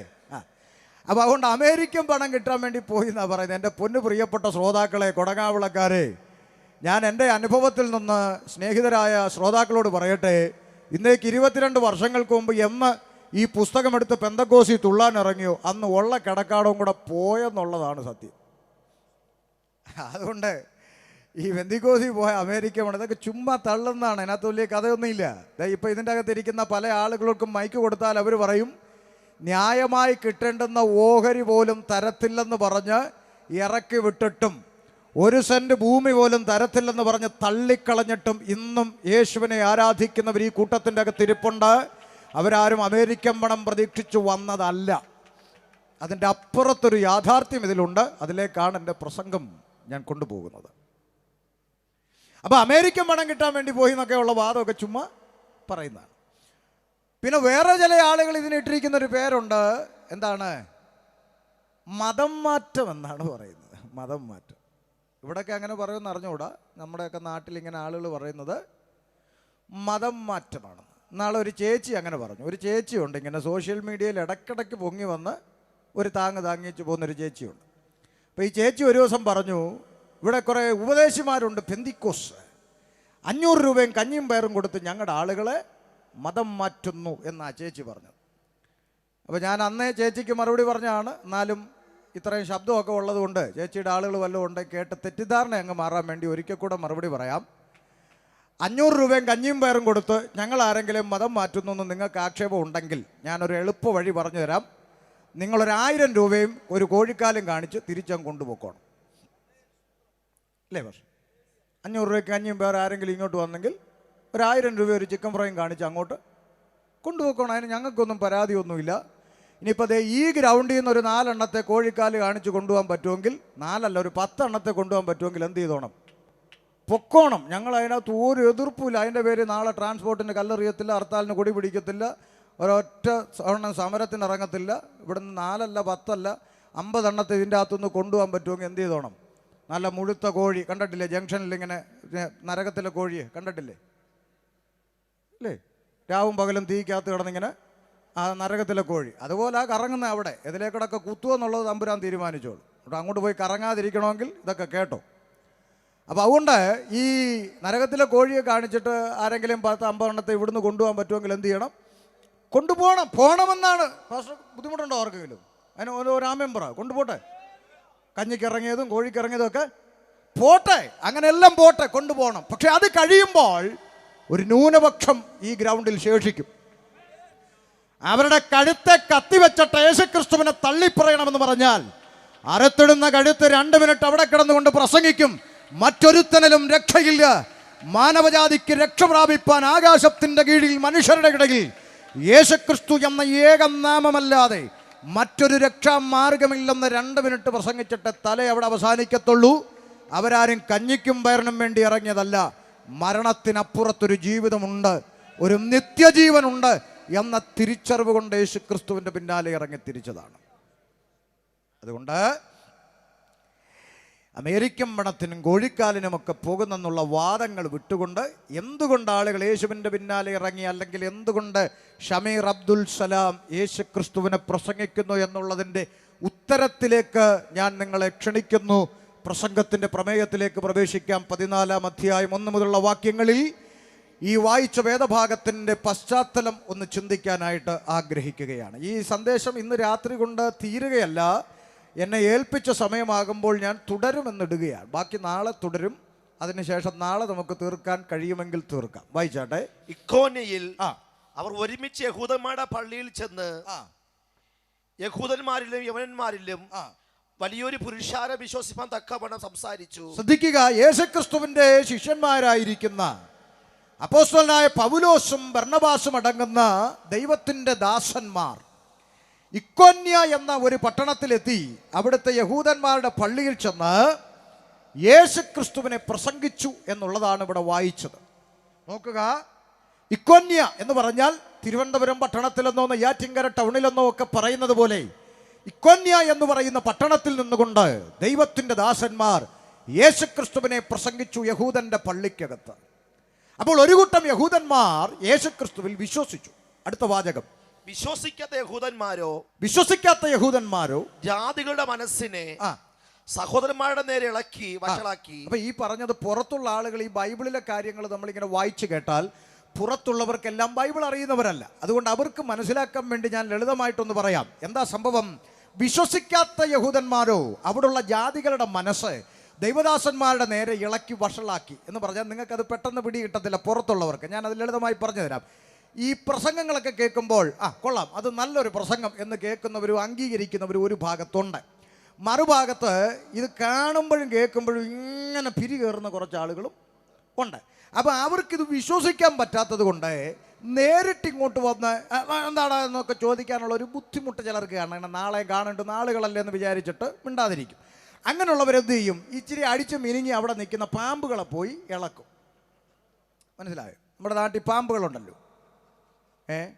പല ജംഗ്ഷനിലും പത്തി വിരിച്ചാടുന്ന മൂർഖൻ മുതൽ ആർക്കും ശല്യമില്ലാതെ ഓടയിൽ ചുരുണ്ടുകൂടി കിടക്കുന്ന നീർക്കോലി വരെയുള്ള പാമ്പ് ഇന്ന് നമ്മുടെ കേരളത്തിൽ സജീവമാണ്. അപ്പോൾ ഈ പാമ്പുകളെ പോയി ഇളക്കിയിട്ട് പറയും, ലവ് പറഞ്ഞു കേട്ടോ, കുത്തണം, ഇങ്ങനെ മൂപ്പിക്കും. അപ്പോൾ ഈ പാമ്പുകളെ മൂപ്പിച്ച് വന്നിട്ട് ദൈവദാസന്മാരുടെ നേരെ വഷള. എത്രയോ അനുഭവം. ഞാൻ കാസർഗോഡ് മുതൽ തിരുവനന്തപുരം വരെയുള്ള കവലകളിൽ 6 വർഷമായി പ്രസംഗിച്ചുകൊണ്ടിരിക്കുന്ന ആളാണ്. കവലകളിൽ, ഇതുപോലുള്ള മേടകളിലല്ല, തെരുക്കോണുകളിൽ നിന്ന് പ്രസംഗിക്കുന്ന ആളാണ്. അതുകൊണ്ട് ഒത്തിരി പാമ്പുകളെ കണ്ടിട്ടുള്ള അനുഭവം വെച്ചുകൊണ്ടായി പറഞ്ഞത്. അപ്പോൾ ഈ ഇളക്കിയിട്ട് പറയും, മൂപ്പിക്കും. അപ്പോൾ ഇങ്ങനെ മൂപ്പിച്ച് ജാതികളുടെ മനസ്സ് ദൈവദാസന്മാരുടെ നേരെ ഇളക്കി. അപ്പോഴെന്തോ സംഭവിച്ചു? വായിച്ചോ. എന്നാൽ അവർ വളരെ കാലം അവിടെ പാർത്തു, കർത്താവിൽ ആശ്രയിച്ച് പ്രാഗൽഭ്യത്തോടെ പ്രസംഗിച്ചു കൊണ്ടിരുന്നു. ഈ പരിശുദ്ധാത്മാവ് അകത്തുള്ള ദൈവത്തിന്റെ അഭിഷിക്തന്മാരുടെ ലക്ഷണം, അവരാരും ഈ ഇങ്ങനെ ഇളക്കി വിടുന്ന ഈ ഓലപ്പാമ്പുകളെ കണ്ടുകൊണ്ട് അവിടുന്ന് ഓടിപ്പോകുന്നവരല്ല. അവരവിടെ തന്നെ പാർത്തുകൊണ്ട് വളരെ കാലം കർത്താവിൽ ആശ്രയിച്ച് പ്രാഗൽഭ്യത്തോടെ പ്രസംഗിച്ചു. അതുകൊണ്ടാണ് പല അണ്ണന്മാരും ഇതൊക്കെ 5 പേരും 6 പേരും ഇരുന്ന് കൊട്ടുന്നതൊക്കെ നിർത്താനുള്ള ശ്രമമൊക്കെ നോക്കിയിട്ട് 50,000 ആയതല്ലാതെ ഇവിടെ ഒരു പരിപാടിയും നടന്നിട്ടില്ല. കാരണം പരിശുദ്ധാത്മാവ് അകത്തുള്ള ദൈവദാസന്മാർ ഇതൊന്നും കണ്ട് വിറയ്ക്കത്തില്ല. അവർ പ്രാഗൽഭ്യത്തോടെ അവിടെ പാർത്ത് കർത്താവിനെ പ്രസംഗിച്ചു കൊണ്ടിരുന്നു എന്നാണ് വായിച്ചത്. അത് ദൈവദാസന്മാർ ഞാൻ ഈ പറയുമ്പോൾ പാസ്റ്റർമാരെ നോക്കി പറയുന്നത് പരിശുദ്ധാത്മാവ് അകത്തുള്ള ദൈവദാസന്മാരുടെ ലക്ഷണമാണ്. അല്ലാത്തതുകൊണ്ട് അത് ഞാൻ പിന്നാലെ പറയാം. വായിച്ചോ. വായിച്ചോ. അവൻ തന്റെ കൃപയുടെ വചനത്തിന് സാക്ഷി നിന്ന് അവിടെ കയ്യാൽ അടയാളങ്ങൾ അത്ഭുതങ്ങൾ ഉണ്ടാകുവാൻ വരം നൽകി. എന്നാൽ പട്ടണത്തിലെ ജനസമൂഹം ഭിന്നിച്ചു. ചിലർ യഹൂദന്മാരുടെ പക്ഷത്തിലും ചിലർ അപ്പോസ്തലന്മാരുടെ പക്ഷത്തിലുമായി. അപ്പൊ 2 പക്ഷമായി ആളുകൾ, ദൈവദാസന്മാർ പ്രസംഗിച്ചുകൊണ്ടിരുന്നപ്പോൾ ആളുകൾ 2 പക്ഷത്തിലായി. ഒരു കൂട്ടം ആളുകൾ പറഞ്ഞു ആ ദൈവദാസന്മാർ പ്രസംഗിക്കുന്നത് ശരിയാണ്, അത് പ്രസംഗിക്കുന്ന കൊള്ളാം എന്നൊരു കൂട്ടം പറഞ്ഞു. അപ്പോൾ വേറൊരു കൂട്ടം പറഞ്ഞു അത് കൊള്ളത്തില്ലെന്ന് പറഞ്ഞു. 2 പക്ഷമായി. ഇതേ ഒരു അനുഭവം എനിക്കുമുണ്ട്. ഞാൻ ഈ പാലോടിനടുത്ത് പെരിങ്ങമല ജംഗ്ഷനിൽ ആ ടൗണിൽ ബസ് സ്റ്റോപ്പിൽ നിന്നുകൊണ്ട് ഞാനിങ്ങനെ പ്രസംഗിക്കുകയാണ്. അപ്പോൾ ഒരു കുടിയൻ ചേട്ടൻ എൻ്റെ അടുക്ക വന്ന് നിന്നുകൊണ്ട് ഇങ്ങനെ ആടി ഡാൻസൊക്കെ കളിച്ച് നിൽക്കുകയാണ്. പ്രസംഗം തുടങ്ങിയപ്പോൾ ഇയാൾ എൻ്റെ നേരെ മുമ്പേ വന്ന് നിന്നുകൊണ്ട് ഇങ്ങനെ ഗോഷ്ഠിയൊക്കെ കാണിക്കാൻ തുടങ്ങി. അപ്പോൾ നമ്മളിത് മൈൻഡ് ചെയ്യാതെ അപ്പുറത്തോട്ട് മാറി നിന്ന് ഇങ്ങനെ പ്രസംഗിക്കുകയാണ്. അപ്പോൾ കുറേ അതിര് വിട്ട് കഴിഞ്ഞപ്പോൾ ആ നാട്ടിൽ കുറച്ച് ചെറുപ്പക്കാർ, ഓട്ടോക്കാരും മറ്റേ ലോഡിങ്ങുകാരും മറ്റു കുറച്ച് ചെറുപ്പക്കാർ ആ നാട്ടിലുള്ളവരവിടെ ഉണ്ട്. അവരിതിങ്ങനെ കുറേ നേരമായിട്ട് ഇങ്ങനെ കണ്ടുകൊണ്ടിരിക്കുക. ഇവൻ്റെ ഈ കോമാളിത്തരം കണ്ടുകൊണ്ടിരിക്കുക. കുറേ നേരം കഴിഞ്ഞപ്പോൾ അവിടുത്തെ ചേട്ടന്മാരെല്ലാം കൂടെ വന്ന് ഇവനെ പിടിച്ച് ഭിത്തിയിലോട്ട് ചാരി നിർത്തി വെച്ച് പറഞ്ഞു, എടാ മര്യാദയ്ക്ക് നിന്നോണം. അവർ ചീത്ത വല്ലതാണോ വിളിച്ച് പറയുന്നത്? അവർ നല്ല കാര്യമല്ലേ പറയുന്നത്? നീ എന്നാടാ കാണിക്കുന്നതെന്ന് ചോദിച്ചുകൊണ്ട് അവിടുത്തെ ആളുകൾ വന്ന് ഇവനെ പിടിച്ച് ചുമന്നുകൊണ്ടങ്ങ് പോയി. അപ്പം അങ്ങനെ ഒരു അനുഭവം ഉണ്ട്. 2 പക്ഷം. ഒരു കൂട്ടം ആളുകൾ ദൈവത്തിൻ്റെ ദാസന്മാരുടെ പക്ഷത്തായി, ഒരു കൂട്ടം വിഭിന്നമായി ഇങ്ങനെ നിൽക്കുകയാണ്. എന്നിട്ട് എന്ത് ചെയ്തു? വായിച്ചേ. അവരെ അപമാനിക്കുവാനും മൈക്കടുത്ത് പിടിച്ചോ, പുറത്ത് കേൾക്കാൻ. അവരെ അപമാനിക്കുവാനും കല്ലെറിയുവാനും ജാതികളും യഹൂദന്മാരും അവിടുത്തെ പ്രമാണികളോട് കൂടി ഒരു അക്രമം ഭാവിച്ചപ്പോൾ, ദൈവാസനെ, ഒരക്രമം ഭാവിച്ചപ്പോൾ, ശ്രദ്ധിച്ചേ. അപ്പോ അവിടുത്തെ ആളുകളെല്ലാം കൂടെ കൂടി പരിശുദ്ധാത്മാവകത്തുള്ള ദൈവത്തിന്റെ അഭിഷിക്തന്മാരുടെ നേരെ ആമേൻ അവരെ അപമാനിക്കണം, കല്ലെറിയണം, ആക്രമിക്കണം എന്നൊരു ചിന്ത കയറി. അപ്പൊ നോക്കേ, പരിശുദ്ധാത്മാവകത്തുള്ള യഥാർത്ഥത്തിൽ ക്രിസ്തുവിന്റെ ശിഷ്യന്മാരായ സത്യസുവിശേഷം യഥാർത്ഥമായി പ്രസംഗിക്കുന്ന അഭിഷിക്തന്മാർക്ക് അന്നും ഇന്നും കിട്ടുന്ന കിരീടങ്ങൾ കല്ലെറി, അപമാനം, അക്രമം. ഉഡായിപ്പ് കാണിക്കുന്നവൻ ഒരു കുഴപ്പവും. ഇന്നും നിങ്ങൾ ചിന്തിച്ചു നോക്ക്, ഇന്നും അങ്ങനെ പ്രാണഭയമില്ലാതെ സത്യസുവിശേഷം എവിടെയും തൻ്റെ ഇടത്തോടെ വിളിച്ചു പറയാൻ ധൈര്യമുള്ള അഭിഷിക്തന്മാരെ തെരഞ്ഞു പിടിച്ചാണ് അപമാനം, കല്ലെറി, അക്രമം എല്ലാം അഴിച്ചു വിടുന്നത്. അതേസമയം ഇവിടെ ഉഡായിപ്പ് കാണിക്കുന്ന യേശുവിൻ്റെ പേരിൽ കച്ചവടം നടത്തുന്ന ഒത്തിരി മാജിക്കുകാരി പട്ടണത്തിലുണ്ട്, അല്ലേ? ഈ നെയ്യാറ്റിൻകരയിൽ നിന്ന് തന്നെ എത്ര എണ്ണത്തെ പറ്റിച്ചുകൊണ്ട് പോയൊരു വീരനുണ്ട്, നിങ്ങൾക്കറിയാമല്ലോ. ഞാൻ പറയുന്നില്ല. ഇവിടെ മാജിക്ക് നടത്തി, രോഗസൗഖ്യം നടത്തി, ആംബുലൻസിനെ ഇറക്കി എത്ര എണ്ണത്തിൻ്റെ സഞ്ചിയിൽ നിന്ന് പണം അടിച്ചുകൊണ്ട് പോയവന്മാരുണ്ട്, അല്ലേ? ഒരു പ്രശ്നവും ആർക്കുമില്ല. ചേച്ചിയുടെ മുടിയിൽ ചേച്ചിയുടെ കഷണ്ടിയിൽ മുടി കിളിർപ്പിക്കുന്നു. ചേച്ചിയുടെ പല്ലിൻ്റെ പോടിപ്പോൾ യേശു അടയ്ക്കുകയാണ്. ഇങ്ങനെ പല്ലിൻ്റെ പോടടയ്ക്കുന്ന, കഷണ്ടി മുടി കിളിർപ്പിക്കുന്ന തങ്കുവും താരവും സജിത്തും ഒക്കെ ഇവിടെ ഉഡായിപ്പുകൾ നടത്തിയപ്പോഴൊന്നും ഇവിടെ ആർക്കും യാതൊരു പ്രശ്നവുമില്ല. ആമേ, മറ്റൊരുത്തനിലും രക്ഷയില്ല എന്നുള്ള പിശാചിൻ്റെ നെഞ്ചത്തിടിവെട്ടുന്ന സന്ദേശങ്ങൾ വിളമ്പുന്ന ഈ അഭിഷിക്തന്മാർക്കെതിരെയാണ് ഈ അപമാനവും കല്ലെറിയും അക്രമവും ഉണ്ടാകും. ഇതൊന്നും കണ്ട് പരിശുദ്ധാത്മാവകത്തുള്ളവർ കുലുങ്ങത്തില്ല. ഇവിടെ തന്നെ കാണും. കർത്താവിൻ്റെ കാഹളം ധനിക്കുന്നവരെയും സത്യവചനം പ്രസംഗിക്കുന്ന അഭിഷിക്തന്മാർ ഇവിടെ കാണും. മായാജാലക്കാരൊക്കെ കാലത്തിൻ്റെ പൂർണ്ണതയിൽ ഒഴുക്കിൽപ്പെട്ടു പോകും. ഇപ്പം പലരെയും കാണാനില്ല. നിങ്ങൾ ചിന്തിച്ചു നോക്കുന്നേ, ഈ പട്ടണത്തിൽ ഒരു കാലഘട്ടത്തിൽ ഇറങ്ങി മുൻമഴ, പിന്മഴ, അഗ്നി, ഫയർ, തീ, എന്ത് ഇവരൊക്കെ ഇപ്പം ആരെയും കാണാൻ പോലും ഇല്ല, അല്ലേ? മുൻമഴയോ പിന്മഴയോ അങ്ങനെയൊക്കെ ഏതാണ്ട് ഐറ്റംസ് ഒക്കെ ഇറങ്ങിയായിരുന്നു, ഒന്നും കാണാൻ പോലുമില്ല. അന്നും ഇന്നും ദൈവവചനം പ്രസംഗിക്കുന്ന അഭിഷിക്തന്മാർ ഇന്നുകൊണ്ട് അവരന്നും ഇന്നും പ്രസംഗിക്കുന്നുണ്ട്. ആത്മാക്കൾ രക്ഷിക്കപ്പെട്ടു ഇരിക്കുന്നുണ്ട്. മനസ്സിലാകുന്നുണ്ടോ? അതുകൊണ്ടാണ് പറഞ്ഞത്, ഇതൊക്കെ കണ്ണു തുറന്ന് തിരിച്ചറിയണം. പോട്ടെ, പാവപ്പെട്ട യോഗം നടത്തിയത് ദേശം പിടിപ്പിക്കപ്പെടാൻ. അതുകൊണ്ട് വിഷയം മാറിപ്പോയാൽ അവിടെ നെഞ്ചു പടയ്ക്കും. അതുകൊണ്ട് ഇങ്ങോട്ട് കയറുക. വായിച്ചോ തിരിച്ച്. അവരത് ഗ്രഹിച്ചു. ലുസ്ത്ര, ദർബ എന്ന ലുക്കോന്യ പട്ടണങ്ങളിലേക്കും ചുറ്റുമുള്ള ദേശത്തിലേക്കും ഓടിപ്പോയി. ശ്രദ്ധിച്ചേ, ഒരക്രമത്തിനാണ് ഇവർ മുതിരുന്നത് എന്ന് ദൈവത്തിന്റെ ദാസന്മാർ മനസ്സിലാക്കിയപ്പോൾ അവരൊരു കാര്യം തീരുമാനിച്ചു: തിരിച്ചക്രമിക്കാൻ ഈ പുസ്തകത്തിൽ പ്രമാണമില്ല. മനസ്സിലായോ? ഇന്ന് രാത്രി കൊടകാവളയോട് അല്പം അഹംഭാവത്തിലും അഹങ്കാരത്തിലും പറയാം, ഭൂമിയിൽ കൊട്ടേഷൻ സംഘമില്ലാത്തൊരു ദൈവമുണ്ടെങ്കിൽ ഇന്ന് രാത്രി ഷമീർ അബ്ദുൽ സലാം പ്രസംഗിക്കുന്ന യേശുക്രിസ്തു മാത്രമേ ഉള്ളൂ. യേശുവിനെ ആർക്കും എന്തും പറയാം, അല്ലേ? അതിൻ്റെ പേരിൽ നാളെ ഇവിടെ ഒറ്റ ഹർത്താലും ഉണ്ടാവത്തില്ല. മറിച്ച് മറ്റു പലതും മിണ്ടാൻ പറ്റുകയില്ല. കാരണം ദൈവത്തിൻ്റെ കൊട്ടേഷൻ സംഘക്കാരെ കൊണ്ട് നിറഞ്ഞു കിടക്കുക കേരളം. ദൈവത്തിന് ചോദിക്കാൻ പറ്റുകയില്ല, പുള്ളിക്ക് ഇച്ചിരി ബുദ്ധിമുട്ടാണ്, പനിയാണ്. അതുകൊണ്ട് എന്നെ പറഞ്ഞ കേട്ടോടാ, മിണ്ടാടോ, പോടാന്ന് പറഞ്ഞ് കൊട്ടേഷൻകാരെ പറഞ്ഞു വിടുക. അതുകൊണ്ട് ഇതാ അക്രമത്തിൻ്റെ വഴി ഭാവിച്ചപ്പോൾ പരിശുദ്ധാത്മാവകത്തുള്ള ദൈവത്തിൻ്റെ അഭിഷിക്തന്മാർ പറഞ്ഞു, അക്രമത്തിൻ്റെ മാർഗം നമുക്കില്ല. അക്രമത്തിൻ്റെ മാർഗം നമുക്കില്ല. അതുകൊണ്ട് നമുക്കിവിടുന്ന് മാറിപ്പോകാമെന്ന് പറഞ്ഞുകൊണ്ട് അവരത് ഗ്രഹിച്ചിട്ട് ലുസ്ത്ര, ദർബ എന്നീ ലുക്കവോന്യ പട്ടണങ്ങളിലേക്ക്, ചുറ്റുമുള്ള പ്രദേശങ്ങളിലേക്കും ഓടിപ്പോയി. എന്നിട്ട് എന്ത് ചെയ്തു? അവിടെ ചെന്ന് കപ്പലണ്ടി കച്ചവടം നടത്തിയെന്നാണോ? ആണോ? സുവിശേഷം അറിയിച്ചു പോന്നു. ഒന്നുകൂടെ, അവിടെ സുവിശേഷം അറിയിച്ചു പോന്നു. അതാ ഞാൻ നേരത്തെ പറഞ്ഞ പരിശുദ്ധാത്മാവകത്തുള്ള അഭിഷിക്തന്മാരുടെ ലക്ഷണം. അവരെ എവിടെ കൊണ്ടിട്ടാലും അവർ സുവിശേഷം പറഞ്ഞുകൊണ്ടേയിരിക്കും. മനസ്സിലായോ? ഇന്നടുത്താന്ന് ഒന്നും മാറ്ററല്ല. അമ്പൂരിന്ന് പൊടാ എന്ന് പറഞ്ഞാൽ നേരെ നെയ്യാറ്റിൻകരയ്ക്ക് പോകാൻ പറഞ്ഞാൽ പോകും. പരിശുദ്ധാത്മാവകത്തുണ്ടെങ്കിൽ പോകും. ഇനി പരിശുദ്ധാത്മാവകത്തില്ലാത്തവനോ എവനെ സ്ഥലം മാറ്റിയാലും പോകില്ല. ആട്ട പിടിച്ച് കിടക്കുന്ന പോലെ അവൻ കിടക്കും. അതാ ഞാൻ നേരത്തെ പറഞ്ഞ വ്യത്യാസം പറഞ്ഞു തരാം. പരിശുദ്ധാത്മാവകത്തുള്ളവനോട് എവിടെ ചെല്ലാൻ പറയും, ഉലകത്തിൽ എവിടെ കൊണ്ടിട്ടാലും എന്നെ കർത്താവ് ഏൽപ്പിച്ച വേലയാണ്, അത് എവിടെയായാലും ഞാൻ ചെയ്തുകൊണ്ട് പോകും. കർത്താവ് എൻ്റെ കൂടെ കാണും, വിശ്വസ്തയോടെ വേല ചെയ്തങ്ങ് പോകും. മറ്റേന്ന് പറഞ്ഞാൽ സ്ഥലം മാറ്റിയാൽ ഇവൻ പോവുകയില്ല, ആട്ട പിടിച്ച് കിടക്കുന്ന പോലെ കിടക്കും, പിന്നെ ആടിയായി ബഹളമായി നാശമായി അവസ്ഥ. കാരണം ഇവൻ്റെ ഒന്നും ഉള്ളി പരിശുദ്ധാത്മാവല്ല.